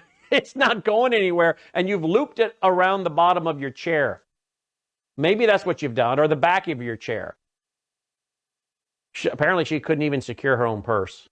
But the drama, I'll be so glad to be done with that. That was great news to hear today. All right, I finally have gotten about, a year of venting on that out of my system. Whew, that feels good to get rid of that. Okay, there it is. New York Post. Trump fires Kristi Noem in first cabinet shakeup of second term, taps senator for replacement. Did we get a hold of Congressman Hagar? What'd he say? Oh, we are going to get State Representative Hagar on the broadcast. I wonder if he's as celebratory as I am right now. Because remember, he came on the program telling us, you better look out for this gal. He warned us about her. I think President Trump should put a couple of us in the vetting process. We could have really helped him with a few of these people. I wonder what Corey Landowski is going to go do now. By the way, had dinner last night with Roger Stone after he was on my broadcast, Brannon Howse Live. Did you catch that? We talked about his upcoming book that's 98% done on the attempted assassination of Ronald Reagan. Very interesting, by the way. Did you know that, and we played the clip again from ABC News, March 31st, 1981, where ABC News reported that Hinckley's brother was supposed to have dinner that night with Neil Bush. I believe it was Neil Bush. We played the clip last night. I believe that's the son it was. What are the odds that Hinckley's brother was going to have dinner with Neil Bush? Now, we've been reporting on that for years, and I played the clip last night. I'm like, oh, Roger, I have that clip. We've saved it, so in case it ever goes missing. Why are you laughing at that, Logan? Maybe Dolly can replace her. Maybe Dolly could place Kristi Noem. Well, she's laying at my feet right now. She's very good at security. She's laying at my feet this very moment. My foot is touching her right now. She likes to lay on my foot so she can go to sleep and know that I'm still here. So she's pretty well qualified for security, I'll tell you that. I don't know what she would do, but other than alert me that you're coming toward me. But last night, Roger told us about his new book. Did you guys know that, and Roger is not done with the book because Roger says, I'm like, documentation. Did you know that Kristi Noem, did you know that, I got her on my brain today, don't I? Did you know that Hinckley and the man that murdered John Lennon were reportedly at the same training camp in Laos? Can someone look up the name of the guy that murdered John Lennon? I remember that night. I remember the night that happened. That was December 8th, I believe, 1980. Now, I had to look up the date last night, December 8th, 1980. But I remember the night it happened. My parents had some folks over from church. And it was the talk among some of the people there that John Lennon had been murdered. So I remember that night. Obviously, I remember the day that Reagan was shot. We were living in Northern Virginia. I had just gone to his inauguration as a kid. And isn't that interesting that Roger tells us last night that the man that murdered John Lennon and Hinckley, he says, were at the same training camp in Laos. Now, what's the first thing that comes to your mind when you hear that? CIA. And the other thing I said, Roger, was that some kind of MK Ultra program? MK Ultra? Roger had a little bit to say about that. Yes, maybe that is the case, Mr. Howse. He told us that there was two shooters, not just Hinckley, but there appeared to be a second shooter from up on top. I said, are you telling me? And apparently another reporter saw it and reported on it, but thought it was just Secret Service overwatch. I said, Roger, did the bullet actually ricochet off the limousine as we've been told or not? He said, I don't think so. And he said it was a special kind of bullet and a special kind of gun, the kind that was being held up during the church hearing. You remember the church hearing when that gun was being held up? That's a special kind of gun for assassinations. He says the doctors couldn't find the bullet. And then one guy did a physical probe and says, I think I found it, went in and grabbed it. He says he interviewed the doctor for the book. I said, you interviewed the actual doctor. I don't think I asked him that on camera. I asked him that later at dinner. I said, you actually interviewed the actual doctor? He said, yes. Isn't that interesting? We also got into MK Ultra and the assassination of Robert F. Kennedy and a few other things. We got into a lot last night. With Roger Stone. You'll find it at worldviewtube.com. All right, joining me now, we got to get rolling, got so many guests lined up, is Colonel Rob Maynis. Colonel, welcome back to the broadcast. Thanks for being with us. Thanks for having me, Brannon. All right, I said to Roger Stone last night over dinner, I said, Roger, President Trump has the opportunity to go down as one of the greatest presidents when it comes to the Middle East. If this campaign, this operation, I'm going to call it a war. I don't care what other people say. I think it's a war. You're blowing up things and destroying things. That makes it a war. And we didn't start this war. We didn't start this fire. It was already turning, and it was already burning. And Iran did it. And President Trump's going to be the first president to end this with these people, it looks like. And I said, Roger, if President Trump is able to succeed at this level, and this is how it stops, he'll go down as one of the greatest presidents when it comes to the Middle East. We'll get the Colonel's response. News is moving faster than ever, and so are we. Worldview Tube brings you 24/7 live stream coverage and now real-time alerts when it matters most. Once you have the Worldview Tube app installed, exit the app and navigate your way to Settings. In Settings, locate the tab labeled Notifications. Select the Notifications tab. Scroll down until you locate the Worldview Tube app icon. Select the tab, and here you can turn on and customize your notification experience for the Worldview Tube app. News doesn't wait, and neither should you. Turn on push notifications to stay informed. Every headline as it happens. You're watching Worldview 2, built on the 35 years of Worldview books, documentaries, research, high-profile interviews, and the radio and television broadcasts of Brannon Howse. All right, welcome back. Glad you're with us. Worldview Radio, our website, worldviewradio.com. I'm in a little bit better mood today, aren't I, Logan? Been a little cranky, to be honest with you guys, but I've been in such excruciating pain. My pain is down probably by, I would say, 60%, 70%. And thanks for all the prayers and all the advice. And I have a neuromuscular therapist. I didn't realize that was what she was expert in. I knew she was an expert at hurting me. I knew that much, making me cry like a little girl, the way she was twisting me like a pretzel. But it has, you know, you have to do this to get these knots to get undone and quit pinching these nerves. And she's Venezuelan, and she doesn't speak very good English, but we get through it. And I said, I've never had anyone treat me like this. What is your expertise? And she tried telling me she is a neuromuscular trained expert. And it took a little bit to figure out. I thought she said nuclear weapons or something. I thought, oh boy.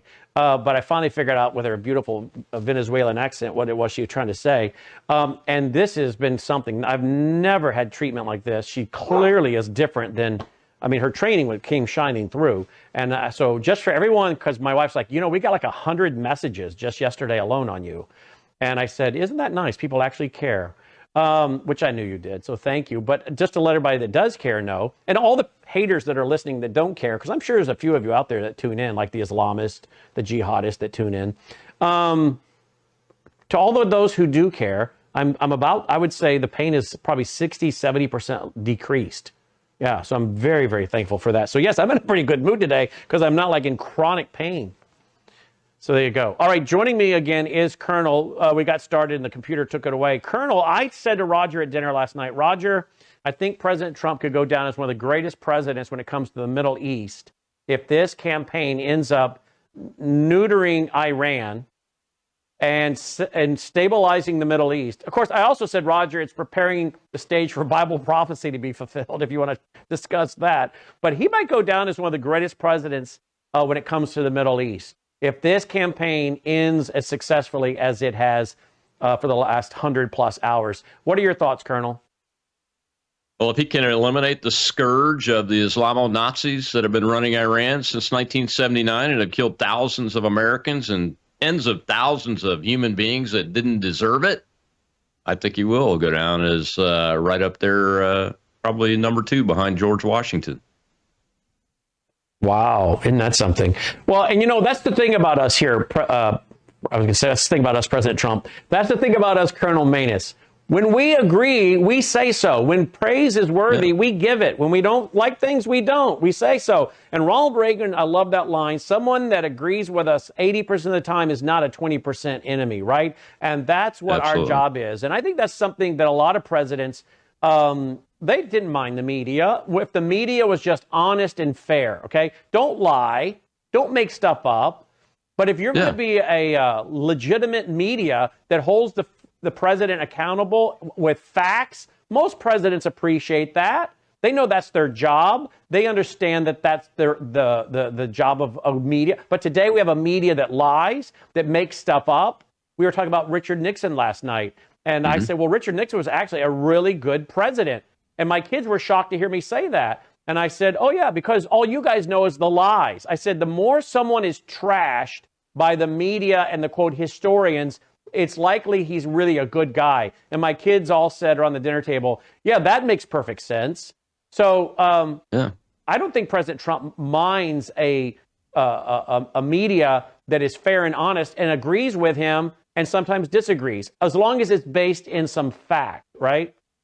Oh, absolutely. Criticism, look, every human being likes to hear the good stuff and is kind of put off by getting criticized. But if it's constructive criticism, especially by his own side, I think the president, I'm sure he takes it to heart and he listens to it. But very rarely does that happen. I mean, you see media across the spectrum, other than independent types like our outlet here, that just outright lie. I just saw a post before I came on it.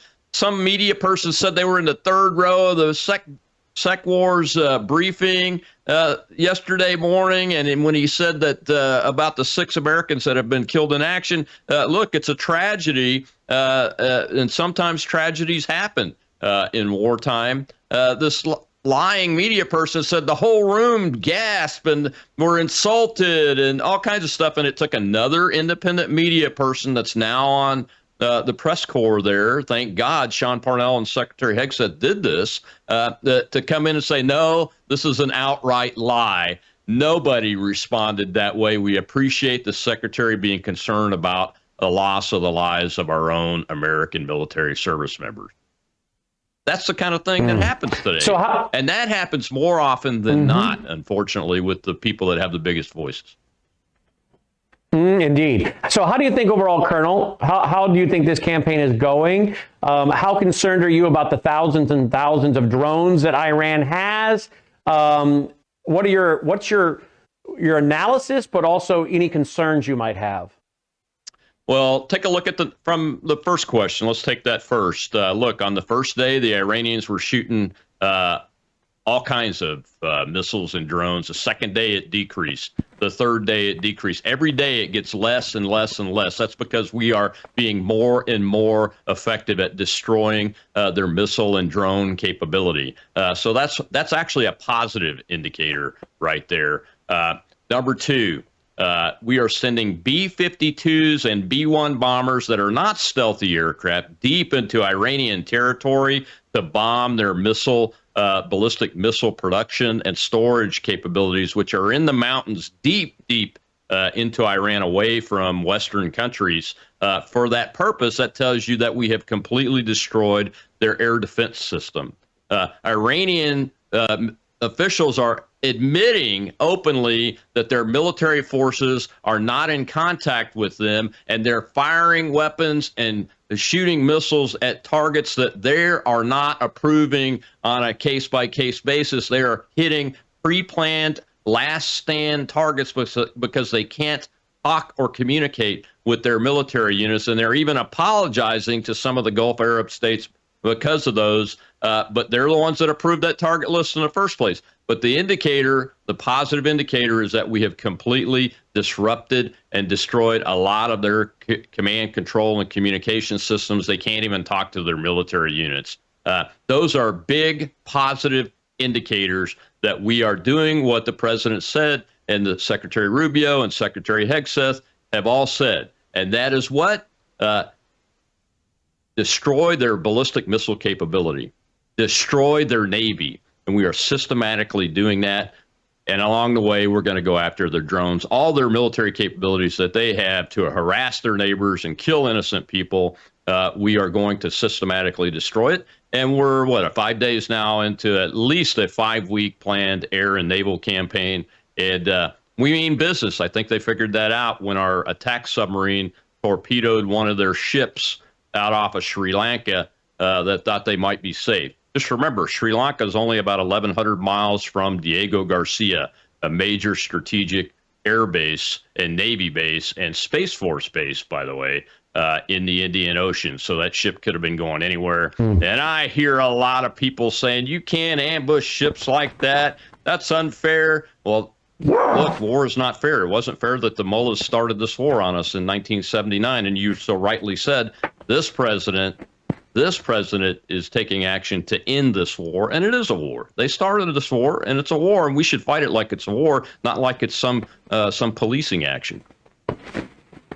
And I'm a little shocked at one or two people that are calling for the president to be impeached. One of the individuals I like a lot, I interview often. I agree with him on a lot of key things, but I was a little shocked to see him saying the president needs to be impeached for this. That's ridiculous.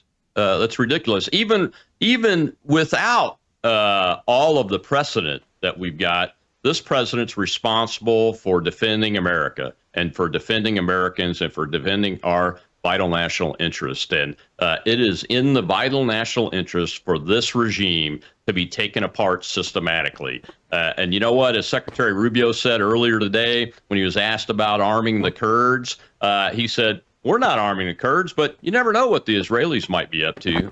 Look, there's going to be some ground activity. It's not going to be the United States that does that. This president understands that he's not going to get us into a forever war. He's not going to get us into a ground invasion and occupation like we did in Iraq and like we chose to do after we won in Afghanistan and ruined our victory there. He understands that's why he was reelected by young Americans and old Americans like me that have fought in these wars and have had our friends die and our families broken up and our families hurt and our country hurt. He understands that there is no evidence, in spite of what these folks are saying out there about a ground invasion, there is no evidence of the forces needed that have been even moved from the United States to be put in place to do a ground invasion by the United States of America and go into a forever war like that, because this president, I don't believe, is going to do that. What would a ground war with the Kurds look like? What would that look like? Well, my assumption, and war planning is based on assumptions. My assumption is that these Kurds, there are Kurds inside Iran and there are Kurds in northern Iraq, that they are politically, ideologically aligned enough where they could link up together and use their military capability and their knowledge of the terrain and where the forces are. They would link up with the existing resistant movements, organizations that are inside Iran itself, get them properly armed up, and then start taking on, especially the Iranian Republican Guard Corps ground units. But remember, in warfare, especially ground warfare, troops have to mass in order to attack something. And if the IRGC starts massing, who's going to see that? Ours and the Israeli intelligence systems are going to pick that up immediately, and that becomes a big, fat, juicy target for air power and naval power if they're in the vicinity of the Navy. And that is a way you can destroy the ground forces without doing an invasion by us. Closing comment. Anything? Are you hearing anything from Russia or China? Are they pretty much staying out of this? They are silent as church mice. And you know why? Because China is now boxed in from an oil and gas perspective, Brannon. Nearly 25% of their oil came from Venezuela and from Iran, and the United States president currently holds the leverage over all that oil. And China's Xi is going to be meeting with President Trump in the near future, so they're staying silent and they're not taking any action. And I don't expect to see them do that. The Russians were called to ask for help, it's my understanding, and they politely said, our defense agreement has nothing to do with what's happening to you right now, and politely declined, because the Russians are busy in their own backyard. That's their vital national interest in Ukraine. You've heard me say it a million times, that the Russians are busy there. That's their focus, and they're very limited in their global reach these days because of that. Excellent. RobMaynis.com. His broadcast each and every day, 2 p.m. Central. And he's on Worldview Tube, and he's on RobMaynis.com. You can follow him there, RobMaynis.com. Retired colonel, expert inside the Pentagon in an area that very few people ever go. This is totally in his wheelhouse. This is what he did. And Colonel, thank you for your service, and thank you for being one of our great military and national intelligence and strategic military operations experts. Thank you, Colonel. Thank you, sir. Colonel Rob Maynis, robmaynis.com. We'll come back. We're going to hear from Anni Cyrus, Aaron on the ground, and Steve Haggard. Don't go away.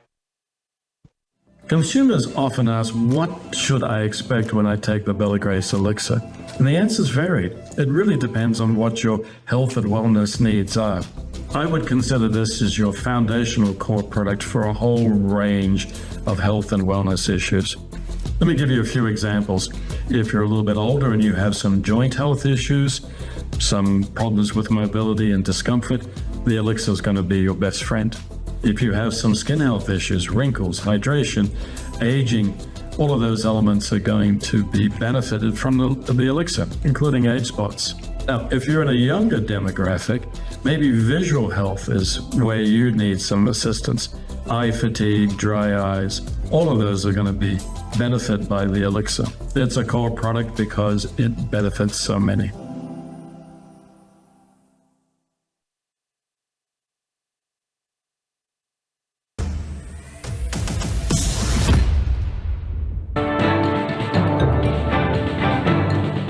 All right, let's go to Anni Cyrus. But first, again, here's the headline from the New York Post. Trump fires Kristi Noem in first cabinet shakeup of second term, taps senator for replacement. Maybe some people don't like the word fired, but I don't know. What else is it, folks? Come on. She was fired from DHS. I mean, what'd she do? Resign? I'm tired. I'm worn out. It's been a long career. I'm done. No, I think she was asked to leave. Okay? People want to put it in a nice way. Put it as nice as you want. I agree with the headline from the New York Post. Trump fires Kristi Noem. And well done. Thank you, Mr. President. Now, let's go to Anni Cyrus before we go to Aaron Labarco on the ground in Israel, and then State Representative Steve Haggard, who was the Speaker of the House at one time in South Dakota and has done programs telling us and warning us about Kristi. Let's go to Anni. Anni, I, of course, am a little concerned about who's going to take over. I don't want to see MEK in there. I think if President Trump allows this process to take place, is successful at this, like I said over dinner last night, he could go down as one of the greatest presidents in world history when it comes to the Middle East.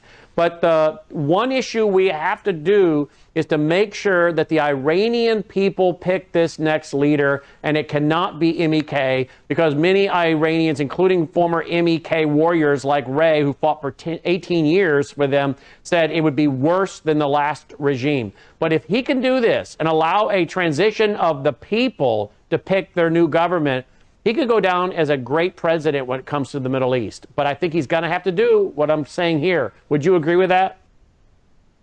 I would most certainly agree with that. Yes, Brannon. But as it has been reported by not one, not two, almost 10 outlets today, including Politico and Reuters and New York Times, President Trump has been very clear this morning that he's going to play a major role in picking the next leader of Iran. He's making it very clear that apparently his claim is, in order not to have to do this again, Trump has to play a role in picking the next leader. So with that being said, and going back to months or maybe almost close to a year of me on air, I highly doubt President Trump, by personal choice and by his history of America, is going to let Iranian people do that. And I will repeat, no, it's not going to happen. They won't be able to install MEK or anyone else for that matter. Now we're talking about courts coming in. Nobody else is going to be able to take that position. But as you said, it would be better if President Trump allows Iranians to do it. But I don't think he will. He won't. But you're saying that the people on the ground are not going to allow it. Right? No, you haven't. But you're saying that the people of Iran, they're not going to allow MEK to come back into power or into power. Is that what you're saying? Not. Absolutely not. Absolutely not. I'm working on a piece. I'm due to being very exhausted. I'm taking off air a couple of days, but I'm working on a piece on my Substack to explain to people how this, even celebrating the approval of Kurds going in and being our boots on the ground, is a terrible idea. It shouldn't even be entertained. And I understand Trump didn't say we're going to arm them, but Trump did say on an interview with Reuters that he does welcome the idea and he thinks it's an awesome idea if they're willing to do it. It's not, Mr. President. Again, I don't know who's in your ear, but try to study the history. Let's learn something from our own mistakes in Middle East. I have great friends who are Kurds, but the Kurd militia groups, the known ones, the ones that are going to step in, are either leftist separatist or leftist socialist by ideology. You're talking about, just so the audience understands, you're talking about the Kurds. Your beautiful accent, I think, is causing people not to understand. You're saying Kurds. Well, it's your accent more than it's my accent. Yes, they are the Kurds. It's my accent. Kurds. Okay. They're not cured. Okay, Kurds, tomato, yes. Tomato. Okay, I get it. Exactly. Okay. Yes, that's what I'm talking about. But letting them go in. It's your accent. I love that. That's a good line. All right. Well, so you're talking about the Kurds. It's always the American accent because it's not Iran, it's Iran, it's not Iraq, it's Iraq, it's not Qatar, it's Qatar, it's not, it's not Kurds, it's Kurds. But yes. But the point is, if this happens inside Iran, Iranians inside Iran are not going to look at this as a liberation anymore. It's going to become an invasion to them. There's a not as bloody history, not as bad of a history with MEK, but there's a pretty dark history between the Komoleh, which is the main militia group in northern Iraq. There's a pretty bloody history between them and Iranians as well. So we got to be very careful who we are assigning to this operation. Yep. Boy, Annie, you really have the bases covered, and you do a great job. We're so glad you're on our team, and you're covering it all there at liveuptofreedom.com, liveuptofreedom.substack.com. Thank you for sitting in while I try to get a little time with my wife for our 35th wedding anniversary, but also I was forced off the air. So regardless of that, I can't sit and do TV with the amount of pain I've been in. It's a lot better, thankfully. But thank you so much for sitting in. I think you're also going to sit in Friday night, right? Correct. And thank you for trusting me to sit in for you. And yes, I will join your audience tomorrow night for Brannon Howse Live. Perfect. We appreciate you. Thank you, Annie. Absolutely. Thank you, Brannon. By the way, Annie's going to be one of the keynote speakers at our upcoming National Worldview Weekend Conference at the Waukesha Expo Center, Friday night, October 23rd, Saturday, October 24th.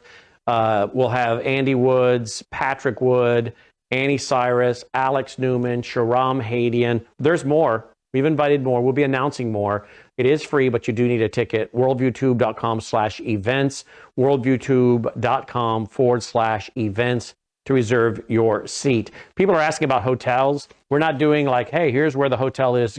You guys everybody today with the internet can pick a hotel. So just find a hotel you like in the Waukesha area. I would say stay in Waukesha. Correct me if I'm wrong, Dalton. I would say stay in Brookfield or Waukesha. And I think you'll be great. It's just like when you come to Memphis, stay in Collierville or Germantown. Stay in, I think, Brookfield or Waukesha, and you'll be in great areas, easy access, and lots of places to have breakfast or whatever, and get to the Expo Center. So, but yeah, no, we're not putting out hotels. You guys can pick your own hotels, and other than that, get your free ticket, but get your seat, worldviewtube.com/events. Let's go real quick before we go to Steve Haggard. Let's go to our reporter on the ground in Israel. While I was at dinner last night after Brannon Howse Live, Aaron texted me and he said, pray for us. We're being hammered. His actual text was, please pray. My city, Natana, is taking a pounding right now in bomb shelters. More sirens. Came up, went back, came up, went back. Aaron, he joins us now. Aaron, how you doing, my friend? Hey, Brennan. Good, thank you. It was a rough night. Being any time of the day, getting those sirens go right through you is not pleasant. But during the night, it was extra intense, and the tiredness and the fatigue, and they just kept coming in barrages. So it was very, very difficult, but we have fantastic security. Our boys, our IDF are just working day and night. So proud of them, so blessed. And we know that prayers from literally millions of believers around the world, they've got to make a difference. And so I believe that, Moses, Aaron, and Hur, when Moses dropped his arms, they were losing. When he lifted up his arms, or rather when Aaron and Hur lifted up his arms, they were winning. That's powerful. So we thank all of those people that stand and pray for us, and we're winning. We're making incredible grounds, and right now, Brannon, it's really, really intensifying on our northern border. We are smashing Beirut to pieces. We are penetrating ground southern Lebanon. We are going to be occupying. Now tell our audience, Aaron, why? Tell our audience why. Wait. We thought this was with Iran. Explain to those maybe who don't understand. Why are you all of a sudden going after Lebanon? Well, because this Iranian regime, not only are they controlling and persecuting their own people, but they are attacking Israel, but not themselves. They are using these proxies, including Hamas, including Islamic Jihad, including the Houthis, who, by the way, the leader has said they're seriously thinking of joining in now down in the south, but in the north, Hezbollah, who are not the main populated people in Lebanon, but they are the most powerful people because they've been equipped by the Iranian regime. If anyone doesn't know, Hezbollah, which means party of God, their God, not our God, they have been paid, they are being paid and supplied by the Iranian regime. They have decided they're going to join in the fight. They opened fire on our northern border, just like they did on October the 8th, after the tragedy of October the 7th. So they are a massive threat to our northern border. But this time it's different.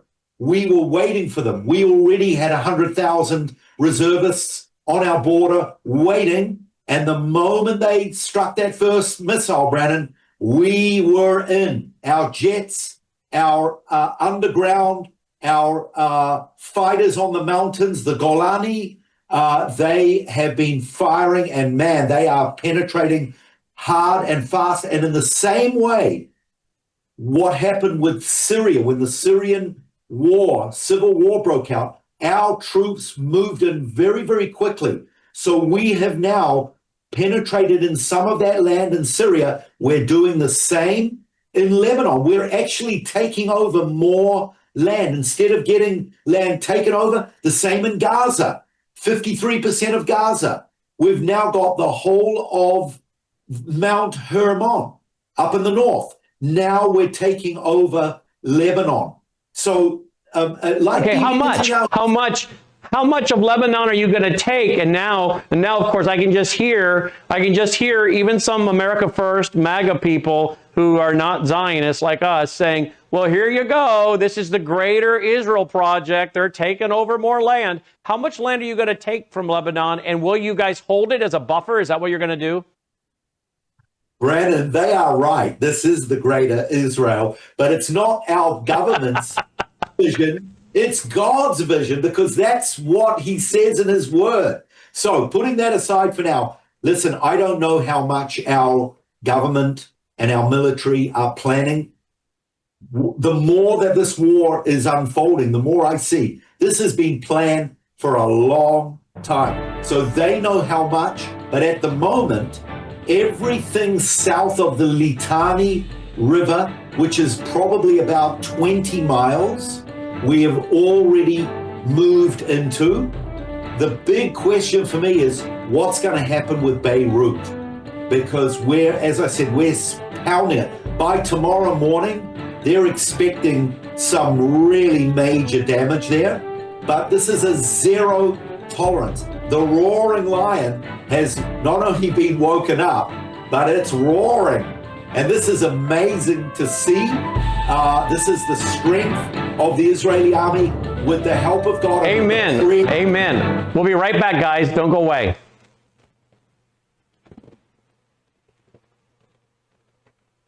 Studies have shown America's water supply is not safe. It is filled with toxins and chemicals. Go look it up. This is fact. Fact check me. And then I'll offer you this solution. Worldviewwater.net. Take a look at this list. This water purifier removes all kinds of harmful toxins like lead, fluoride, chlorine, arsenic, pesticides, bacteria, and pharmaceuticals, and more. This is the water I give to my 3 dogs. I drink it every day. I have one of the filters in my kitchen, under the kitchen sink, and then I have one on my shower. Do you know how much your skin absorbs of water when you're in the shower each and every day? Protect yourself and your body. Remain healthy. Eat good food. Drink purified, clean water. One of the most powerful water filters available in America. Worldviewwater.net. That's worldviewwater.net. Again, tell your family and friends about it. In fact, maybe even give this as a gift to some of your family and friends, particularly those of you who have children and grandchildren. Worldviewwater.net.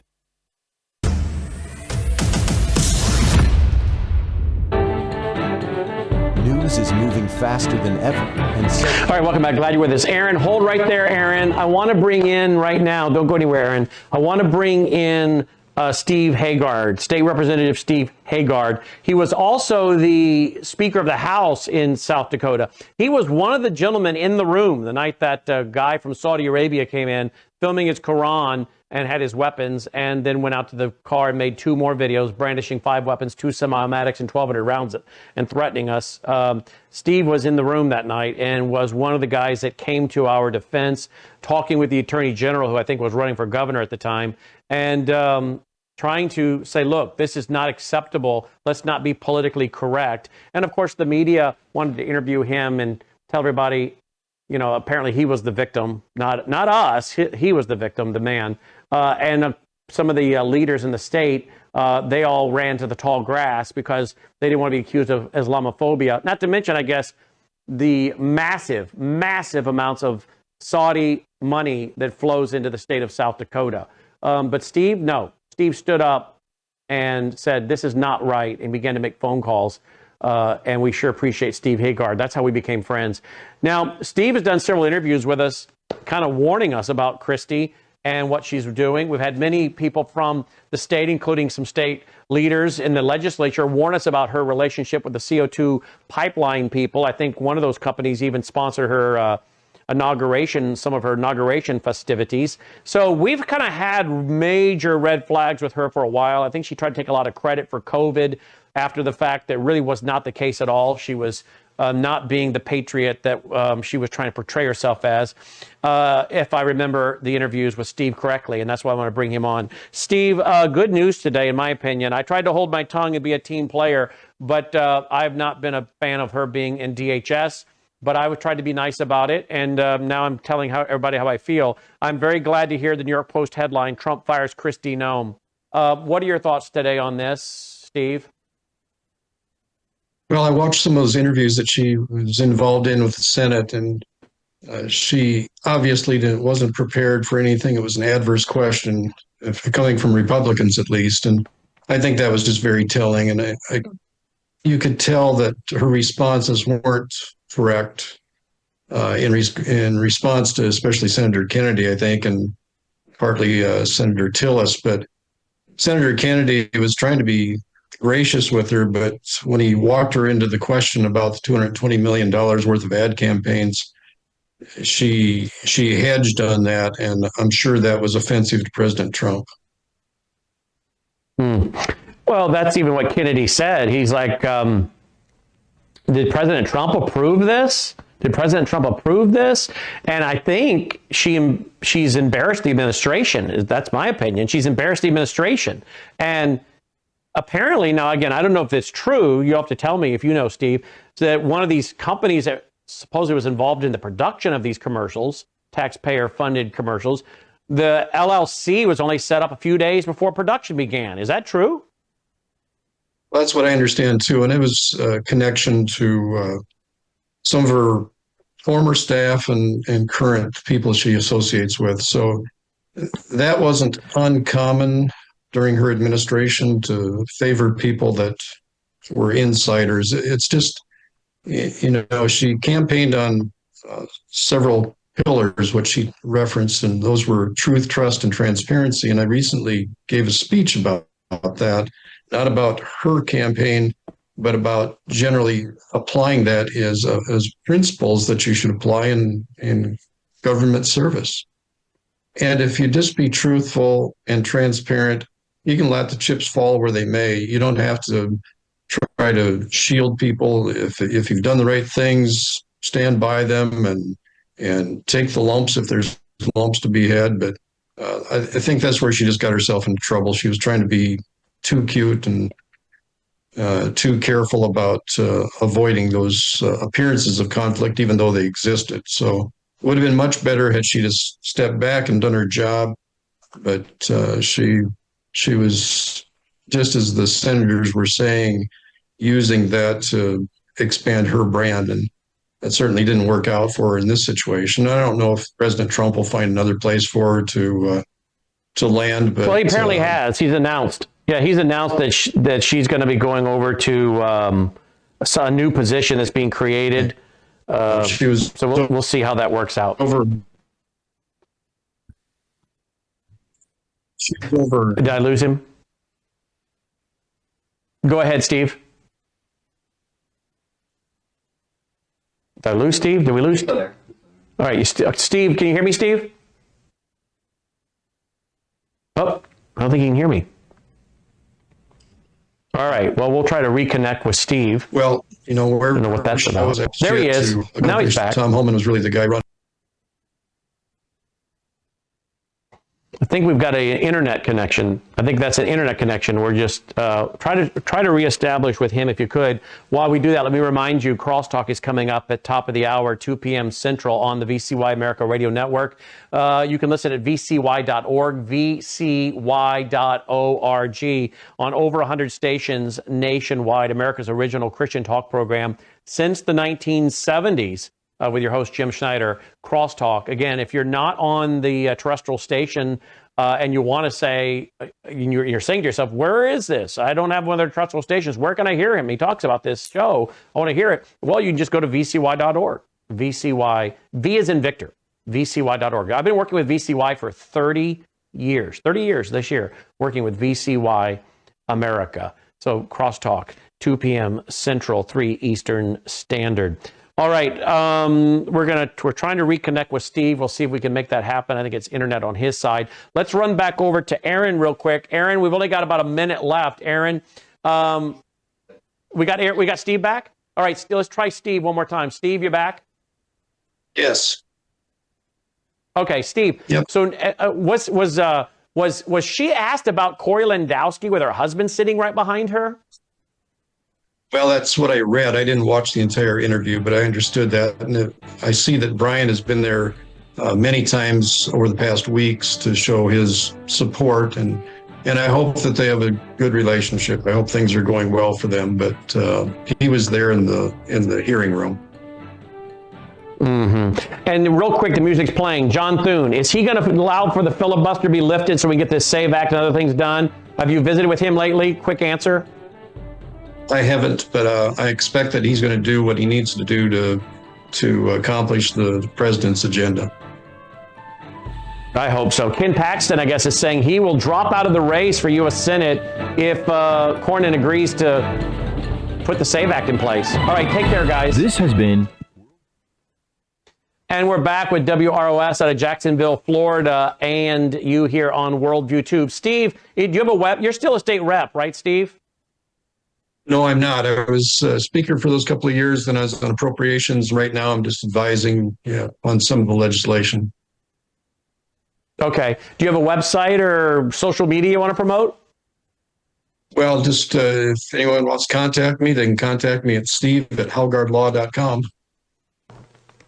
Steve@howgardlaw.com. And his last name, folks, let me spell his last name. Hopefully I have it in my phone right. Haugaard, right? That's right. Thanks, Brannon. Look at that. I got it right. No, thank you. And by the way, real quick, how are we doing with the CO2 pipelines? Well, those are put off for now, but there's still a lot of pressure to get that done, and I'm expecting that's going to be a battle that's going to go on for the next 2 or 3 years. Well, thank you for your fight on that, Steve. Thank you for all you do for South Dakota. Yeah, absolutely. Steve Haggard checking in. Let's run back real quick for the last 5 minutes back to Israel. Aaron Labarco on the ground.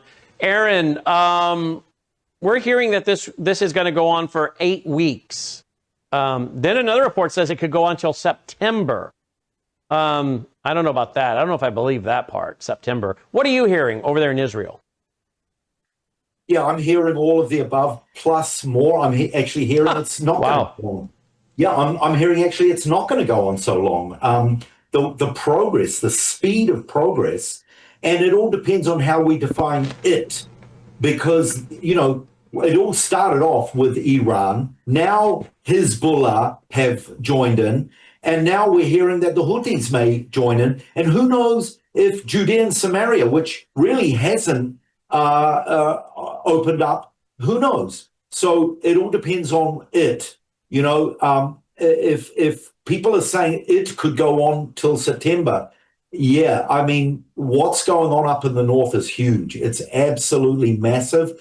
Now the Lebanese government are actually joining in, fighting against Hezbollah as well. And that's a major turn, because usually they don't do that because they know that when things simmer down, Hezbollah will take revenge against them. This is a massive turn. This is almost like the Druze in Syria. That the Syrians know they don't touch the Druze, and if they do, Israel's got their back. And I think it's going to be the same with the South Lebanese army and the Lebanese government. This is radically huge what is happening.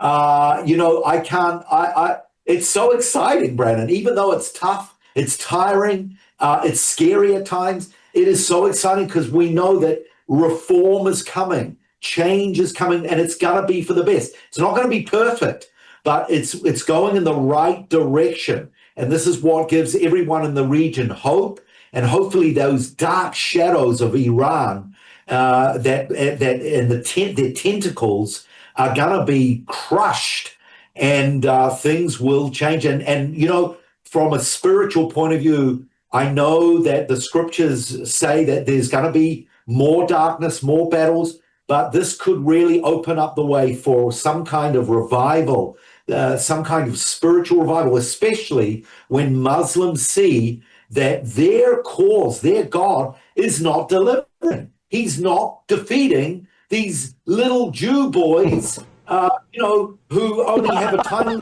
section. They're not winning. What's this? They're going to be asking questions. What's their secret? That's what they asked Samson. What's the secret of your strength? Well, hopefully they'll seek and they will find. By the way, before we run out of time, Tucker Carlson, I guess he's back at it. And Tucker, I guess, is growing in popularity with the Muslims. Here's a clip. Here's a clip I found today. Listen to this, guys. Well, I guess I should plug it in, or Logan? I don't know. I don't know. Let me just put my microphone down there. Here we go. Tucker Carlson a lot in previous episodes, and making some noise. Yeah, you know what? I think he's an important person. We've got to follow him. Umar ibn Khattab. Now today, we know media is a powerful place, man. Right? If you win the media war, media. Yeah. Right? As in, if we took a victory from this, if there's anything for us to say we did this time with Allah's precious tawfiq, it's media. Yeah. I'm saying this guy is, in my opinion, the strongest guy in the media right now. I mean, yeah, his millions of views. Anytime he posts anything, I always monitor, like it's the views. It's not just that.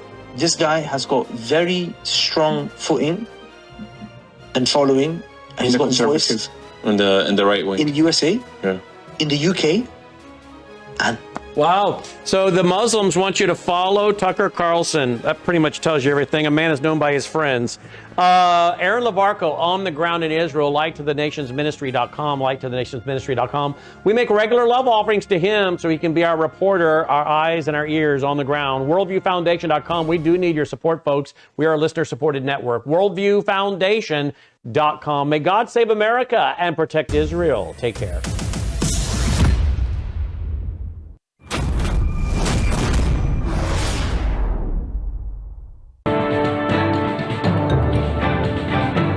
Faith, spiritual values, moral issues, government, economy, education, work, responsibility.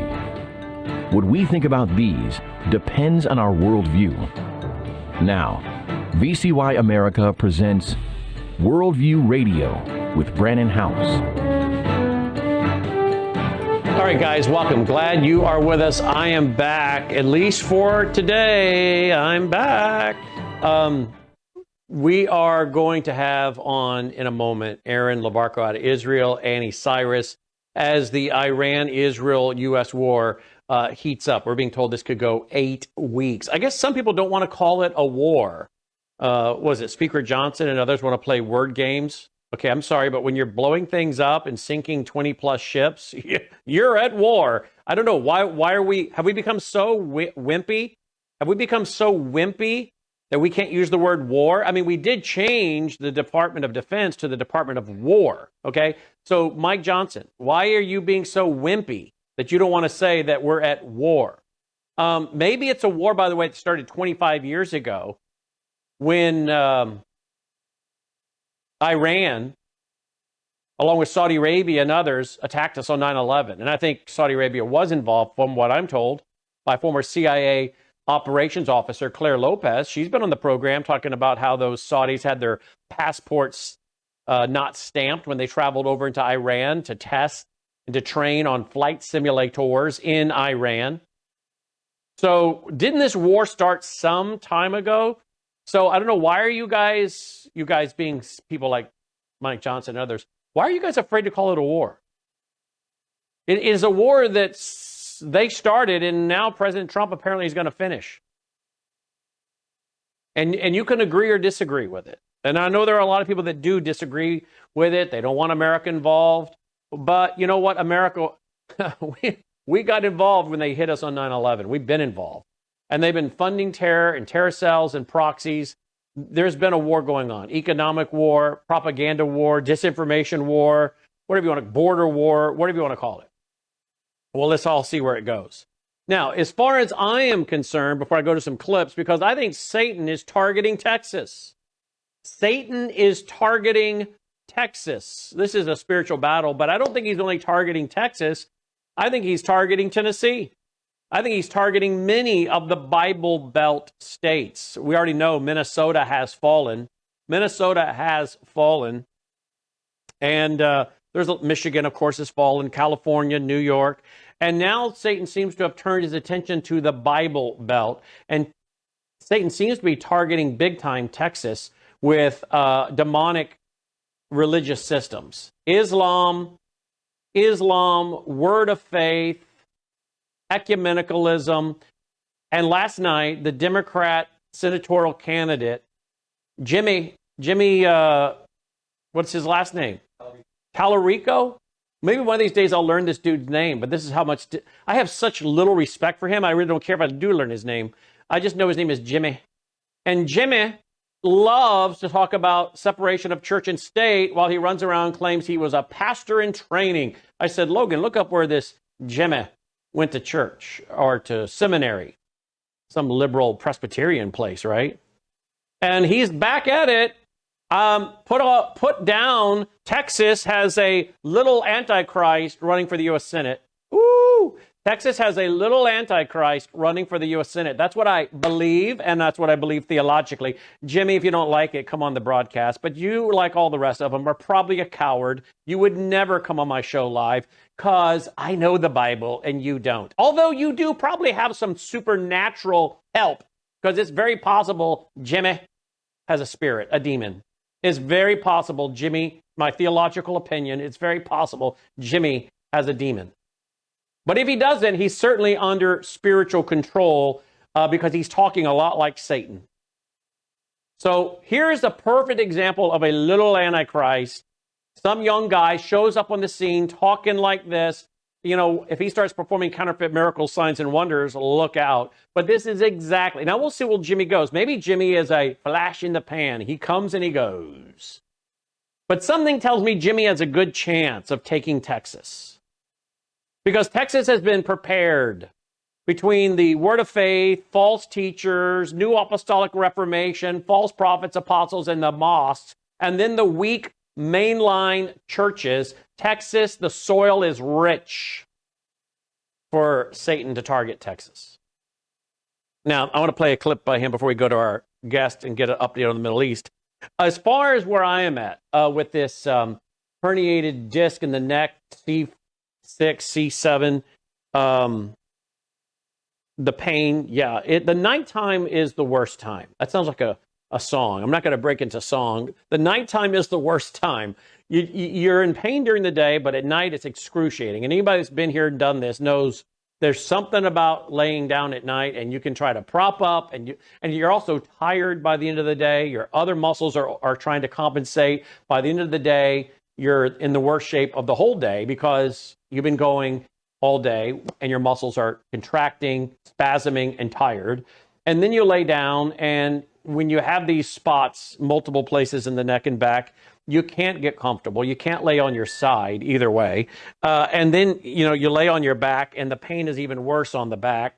So you really can't find any comfort, and you toss and you turn and you try to get comfortable. And even just right now, here I am sitting, crossing my arms on television, which you're not supposed to be doing, but that's a mechanism of trying to get comfortable. You're just constantly trying to ease the pain. So I'm not going to complain a lot because a lot of you are in worse situation than I am, as I say, and would gladly trade what I have for what you have. But you guys are asking, so I'll give you the update. I don't do Advil's about all I do, okay? So I could go to painkillers, but I don't do painkillers. Even when I broke my back, I didn't take a whole lot of painkillers. I'm scared of those things. And a lot of people, including one famous talk show host, apparently got addicted to those opioids and other things. So I try to avoid all that stuff. But I did go to the chiropractor. I've got a chiropractor. He's working with me. And I have a therapist. And I'll tell you something. The therapist, every day now for the next several days, to this morning, and Logan was sitting in the room with me, and yesterday and today, and she's like, she has an accent. I won't copy her accent, but she's a funny lady. She's in her 60s. She's been doing this a long time. I'm acting like I'm like something new. You've never seen this before, have you? I mean, because this is horrific pain.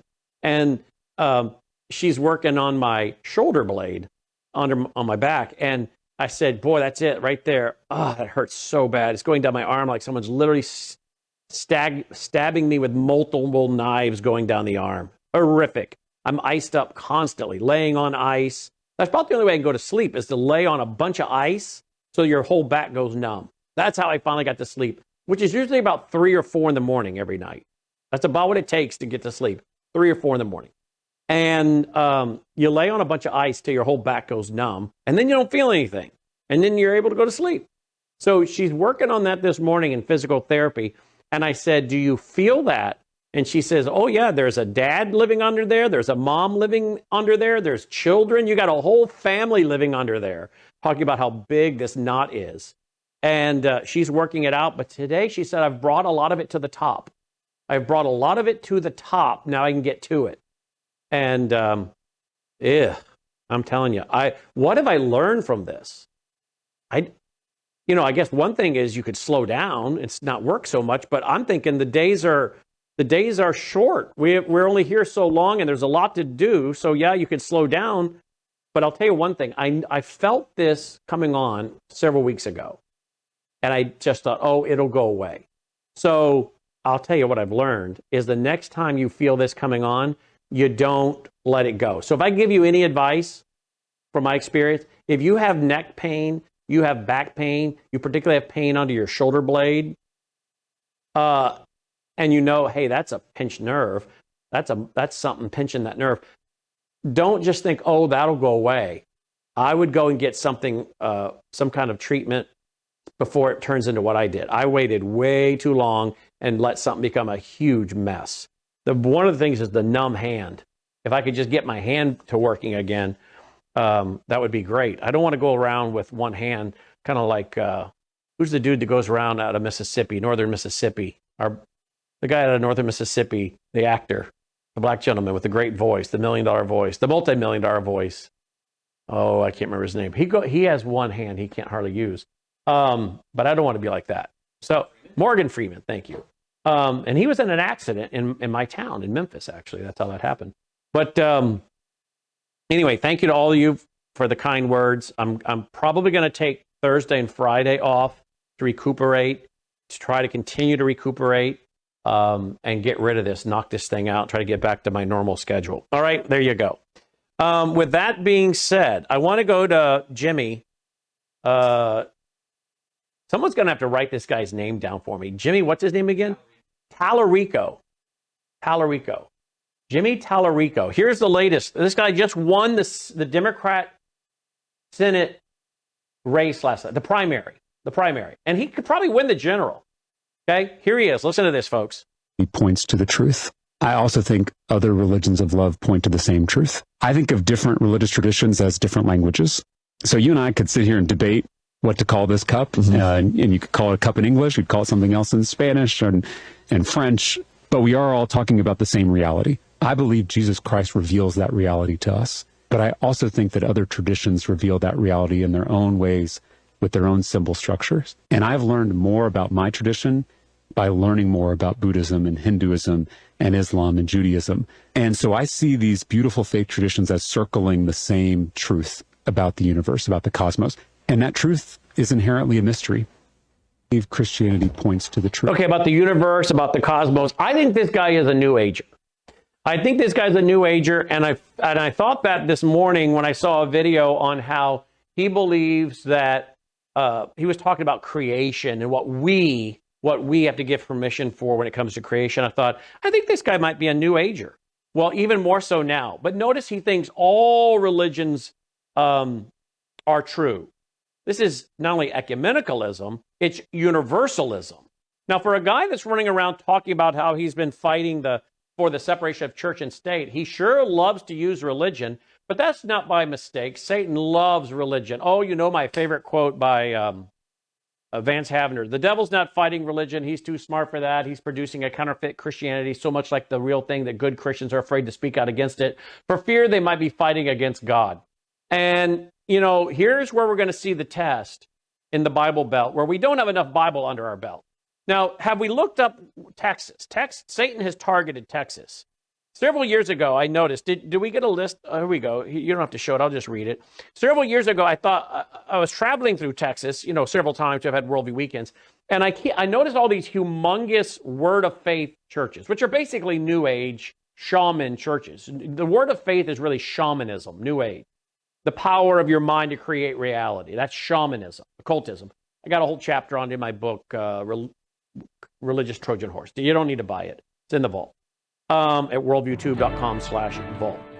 And I remember driving around Texas when we do these conferences all over the state, San Antonio and Dallas and Houston and all over the place.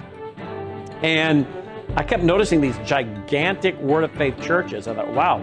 And then I got to thinking about all the other false teachers that are based in Texas. This was several years ago. And now we see the mosques being built. Well, Satan is clearly targeting Texas. And the question is, how many Bible-teaching churches can stand up and refute this guy from the Bible? Or will? How many of them will do it?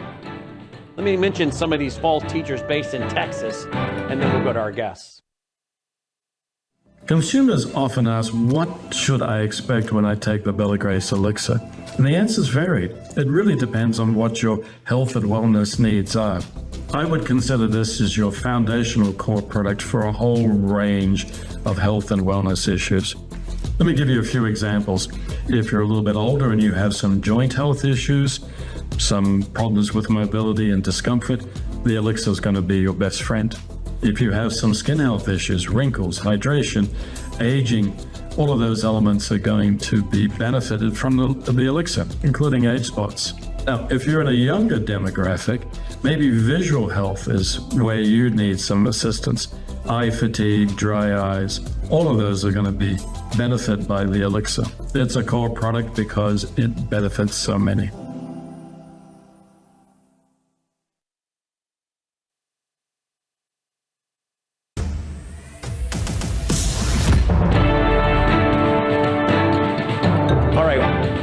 Welcome back. Glad you're with us. So I got to thinking about all the false teachers several years ago in Texas. And we know we've got Kenneth Copeland. Kenneth Copeland's in Texas. Joel Osteen is in Texas. Cindy Jacobs, I think she's an apostle reversing hysterectomies over the television. I've got her on video saying this. She can't deny it.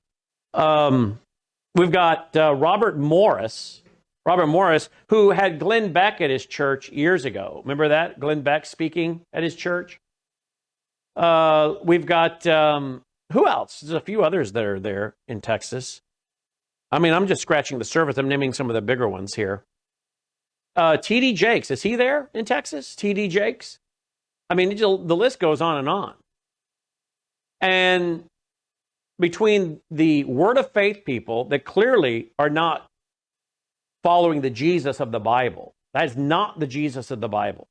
Now, when you say Jesus went to hell, had to go down to hell after the crucifixion and burn off some sins down there and do some more time down there in hell. No, he went down there and he scooped up on the other side of the gulf the Old Testament saints. He announced onto the other side his victory and left. He didn't go down there and burn off sins.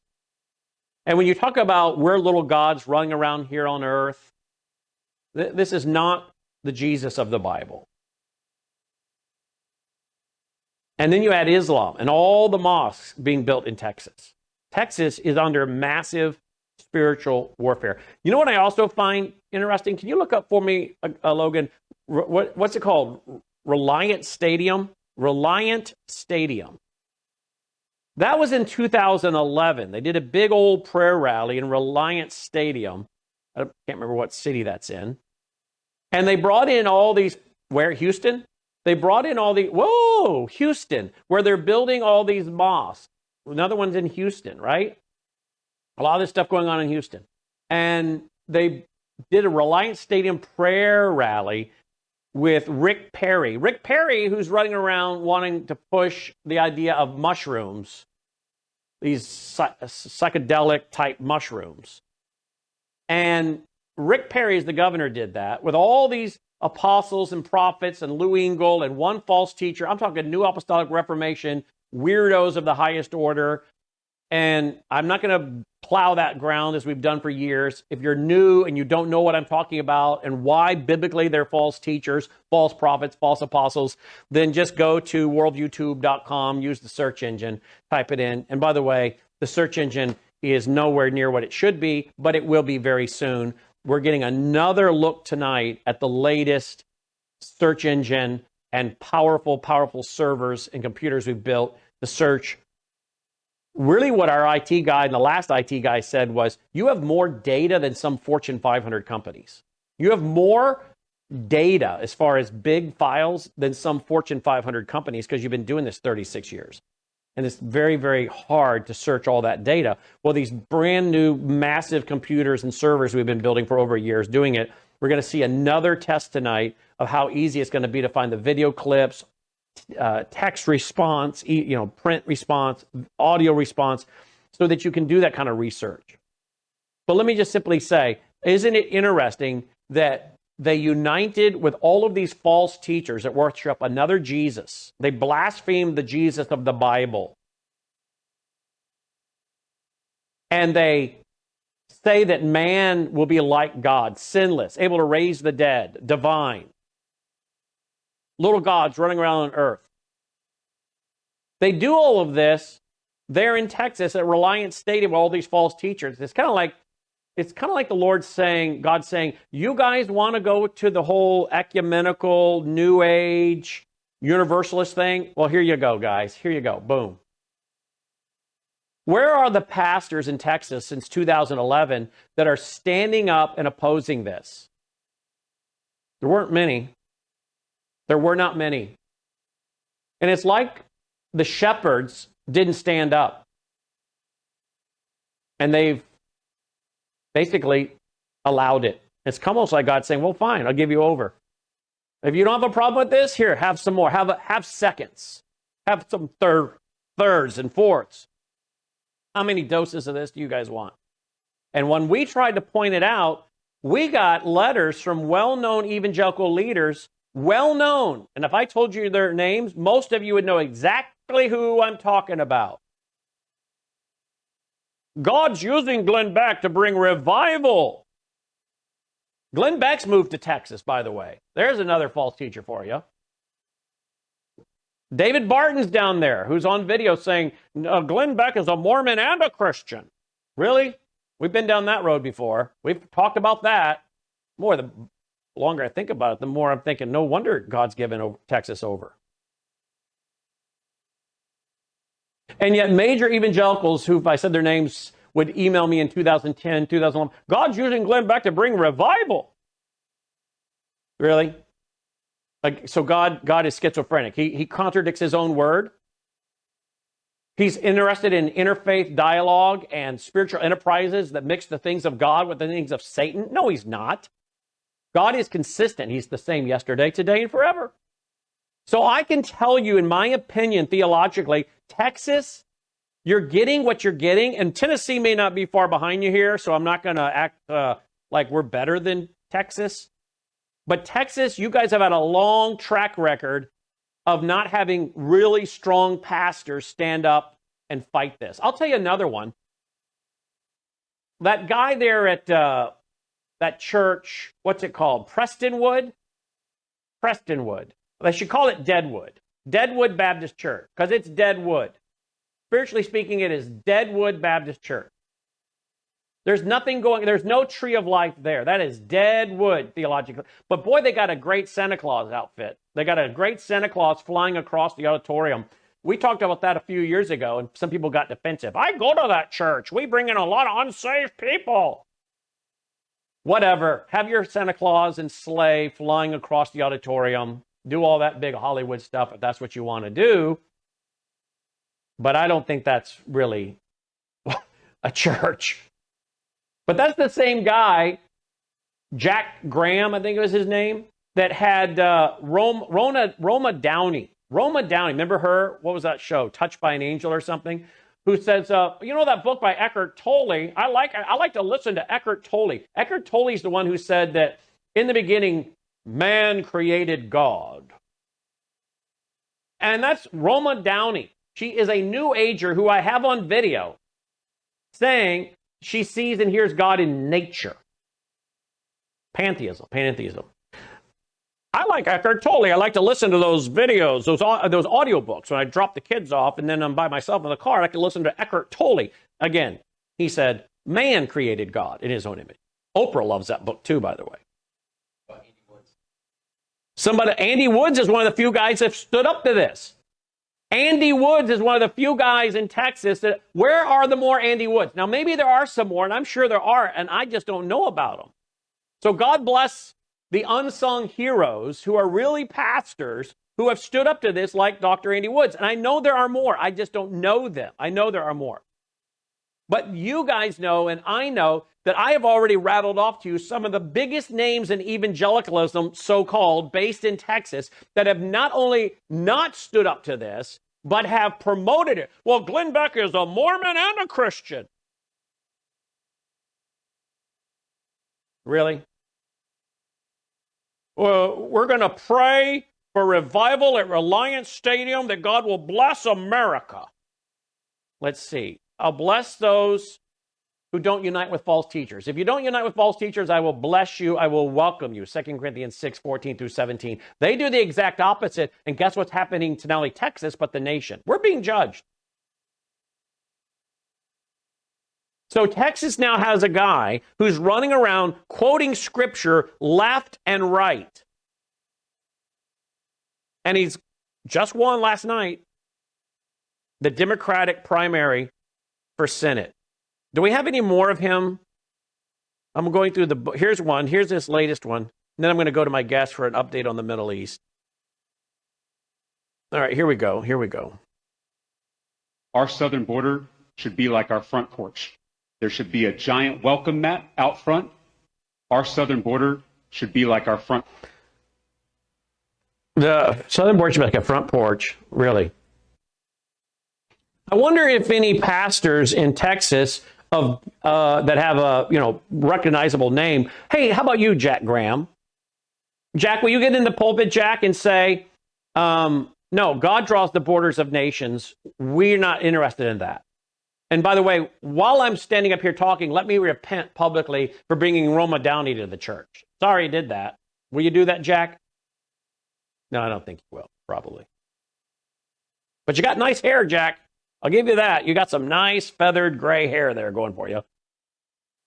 Well, these guys all look the same on TV, don't they? And this guy also is running around out there justifying abortion. You got to hear this one. Here's this guy. Now, this is Jimmy, who's running for the U.S. Senate, just won the primary in Texas last night. Here we go. Okay, come on. Oh, I'm going to have to minimize it and try it again. Before we go further, I want to acknowledge that our trans community needs abortion care too. Defending trans Texans is something we have to do every day at the state capitol. And you better believe I'll be giving sermons on that too. So when I use the word woman, it should not be understood as an exhaustive term, but rather as a lens through which to understand, examine, and interrogate patriarchy. Similar to how we specify anti-Black racism. Before we go... So the trans community needs abortion care as well. And he's going to preach some sermons. Now, this is a guy that's talked about his fight against, and for separation of church and state, but he wants to give sermons. That one said in the far corner that was at Andrews Presbyterian Church. How many people in Texas, pastors, Christians, can take this guy on and use the Bible like we did last week? Here he is saying God is non-binary. Here we go. Is both masculine and feminine and everything in between. God is non-binary. Is both masculine and feminine and everything in between. God is non-binary. Is both Well, God is spirit, and those who worship him must worship him in spirit and truth. Okay? God is always presented in the Bible with terms of masculinity. He. This is blasphemy at the highest levels. And again, I want to know, where are the pastors in Texas that have come together in a coalition, signed documents, and are refuting this man from the scripture? Where's your position paper?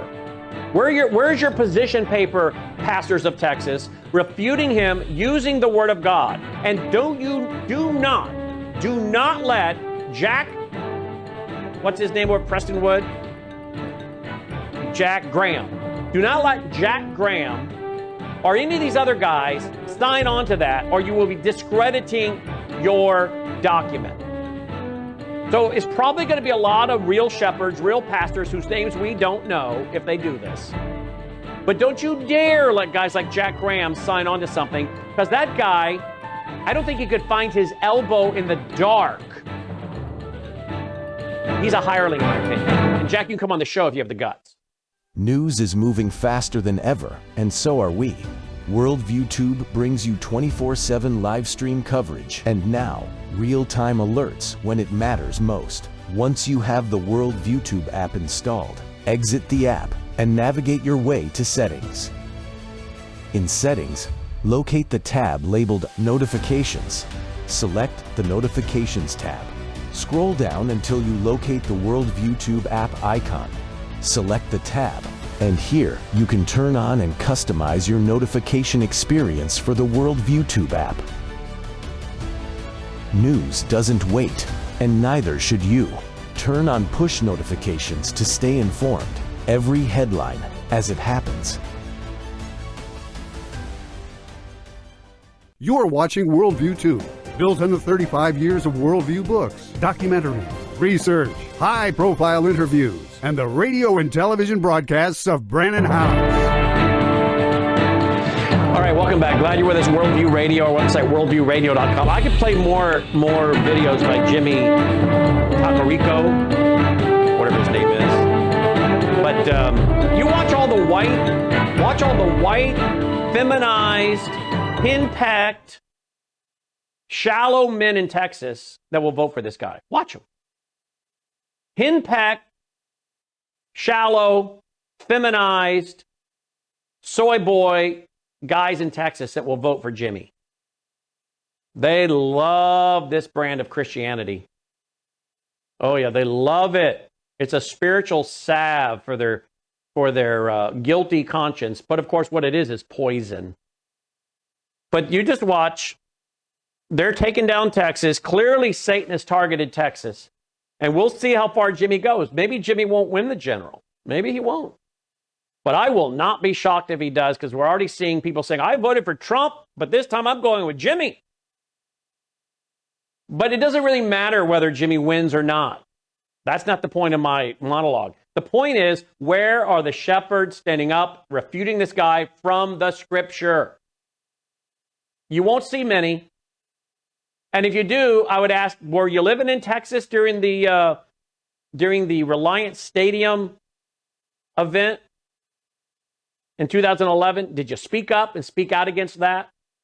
Were you speaking up against Cindy Jacobs in Texas, Joel Osteen, David Barton, Glenn Beck, Mormon and a Christian, Glenn Beck. Yeah, who wrote a book with Dr. Keith Abloh that no one's born evil. Hitler wasn't born evil. Manson wasn't born evil. Clearly, they deny original sin. Go get the book. I've done a whole review on it years ago. All these people are based in Texas. Where were the pastors warning their flock and the people of Texas then? And how many will stand up and say, this guy's... Let's take politics out of it. This guy is blaspheming God. You vote for who you want to vote for, but I'm telling you, this guy doesn't know the Bible. He is a mouthpiece for Satan, and here's what he's saying that's not scriptural. Where are the pastors saying this? And until the church chooses to be a line of defense against Islam, ecumenicalism, interfaith dialogue, shamanism, word of faith, new apostolic reformation, until the real church chooses to stand up and be a line of defense to knock these lies down that deceive the world, deceive the seeker, deceive the person who's searching, and certainly helps to even confuse new Christians or unversed Christians. They will continue to garner more and more support. They will gather around them a great number of teachers to say what their itching ears want to hear. So there you go. He won last night. All right, joining me now from Israel is Aaron Labarco, our reporter on the ground, brought to you by our foundation, worldviewfoundation.com, and Anni Cyrus. There is a lot to get to from the Middle East. Let's get a quick report from Aaron, then from Annie right away. We're being told by the Secretary of War this could go on for 8 weeks. Apparently, we have sunk a lot of Iranian ships. And we also, I think, since World War II, now just used a submarine to sink a major Iranian ship today. I don't think we've used a submarine to sink a ship since World War II. Is that right? Is that what we were reading earlier today? I think it was. Hope I got that right. Let's get a quick report from Aaron. Aaron, welcome. Thanks for being with us. Give our audience the latest from Israel. Thanks, Brandon. Great to be with you and Annie. Yeah, we're seeing some new weapons coming out, submarines, new kinds of surface-to-air missiles. the pounding is just relentless. It's only day 5. Almost all of the air and all of the sea has been given over to the Americans, to the Israelis. That is massive in 5 days. That's incredible achievement. The underground is starting to get attacked as well, the subterranean. And this is a concern, especially when it comes to the nuclear issue. And we're hearing reports that this is one of the main reasons why we had to work and move now. Because what we didn't destroy in the 12-day war, the Iranians managed to hide, and it was just a matter of time before they could go nuclear. And so this was such important timing. On top of Iran, guys, you know, the war is really breaking out in the north, and it's actually very, very serious. We have cleared out the whole of South Lebanon, south of what's called the Litani River, and we are about to move in on the ground into Lebanon. This is a big concern. They've been firing missiles. Sirens have been going all day. So we're right in the thick of a war. This is war. It's not going to happen overnight, but we're winning it. We're penetrating. It would be nice if we could say, you know, it's over and push a button and it's all over, but it's not. But the progress is beyond any achievement. All the military leaders in America, from Israel, are saying we are on target. We're ahead of target. One of the concerns is who's going to run out of ammunition first. Is it going to be the Iranians, or is it going to be the Israelis and the Americans? And for that reason, Brannon, they are justifying the laser beam, the laser defense system, because, you know, there is a real danger in running out of the Iron Dome. But with the laser, all you need is electricity. It can never really run out. So this is a huge breakthrough for us. And what I'm hearing is that the success rate is very, very positive.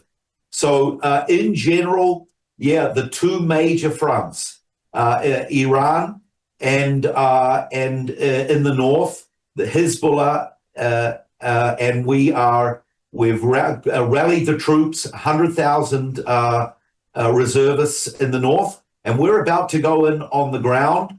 Economically, this is hitting our economy very seriously, about $3 billion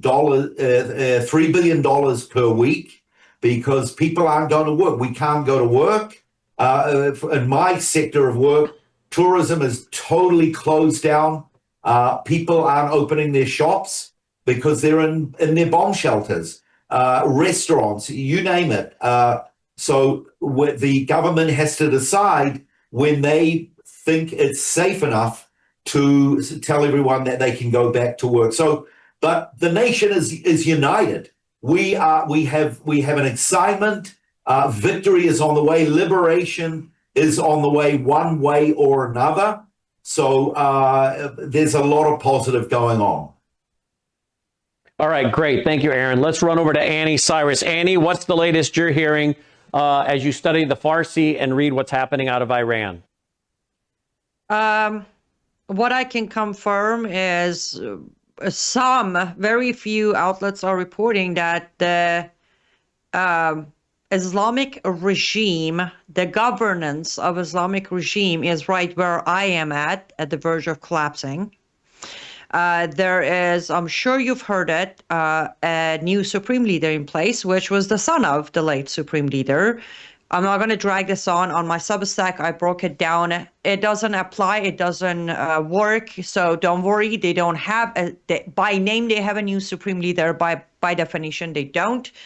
IRGC is probably on their last leg. The reason I say that, I emailed you and Logan a video. Evidence now we have that IRGC and Iran Islamic military are now hiding, taking cover inside schools in Iran. So, by the way, side note, to all the leftists who are waiting for your next video to cry over, there will be news probably another school was hit. They're not hitting civilians. They know that IRGC and military members are hiding inside schools. So they will have to hit some of these schools, but kids aren't in there.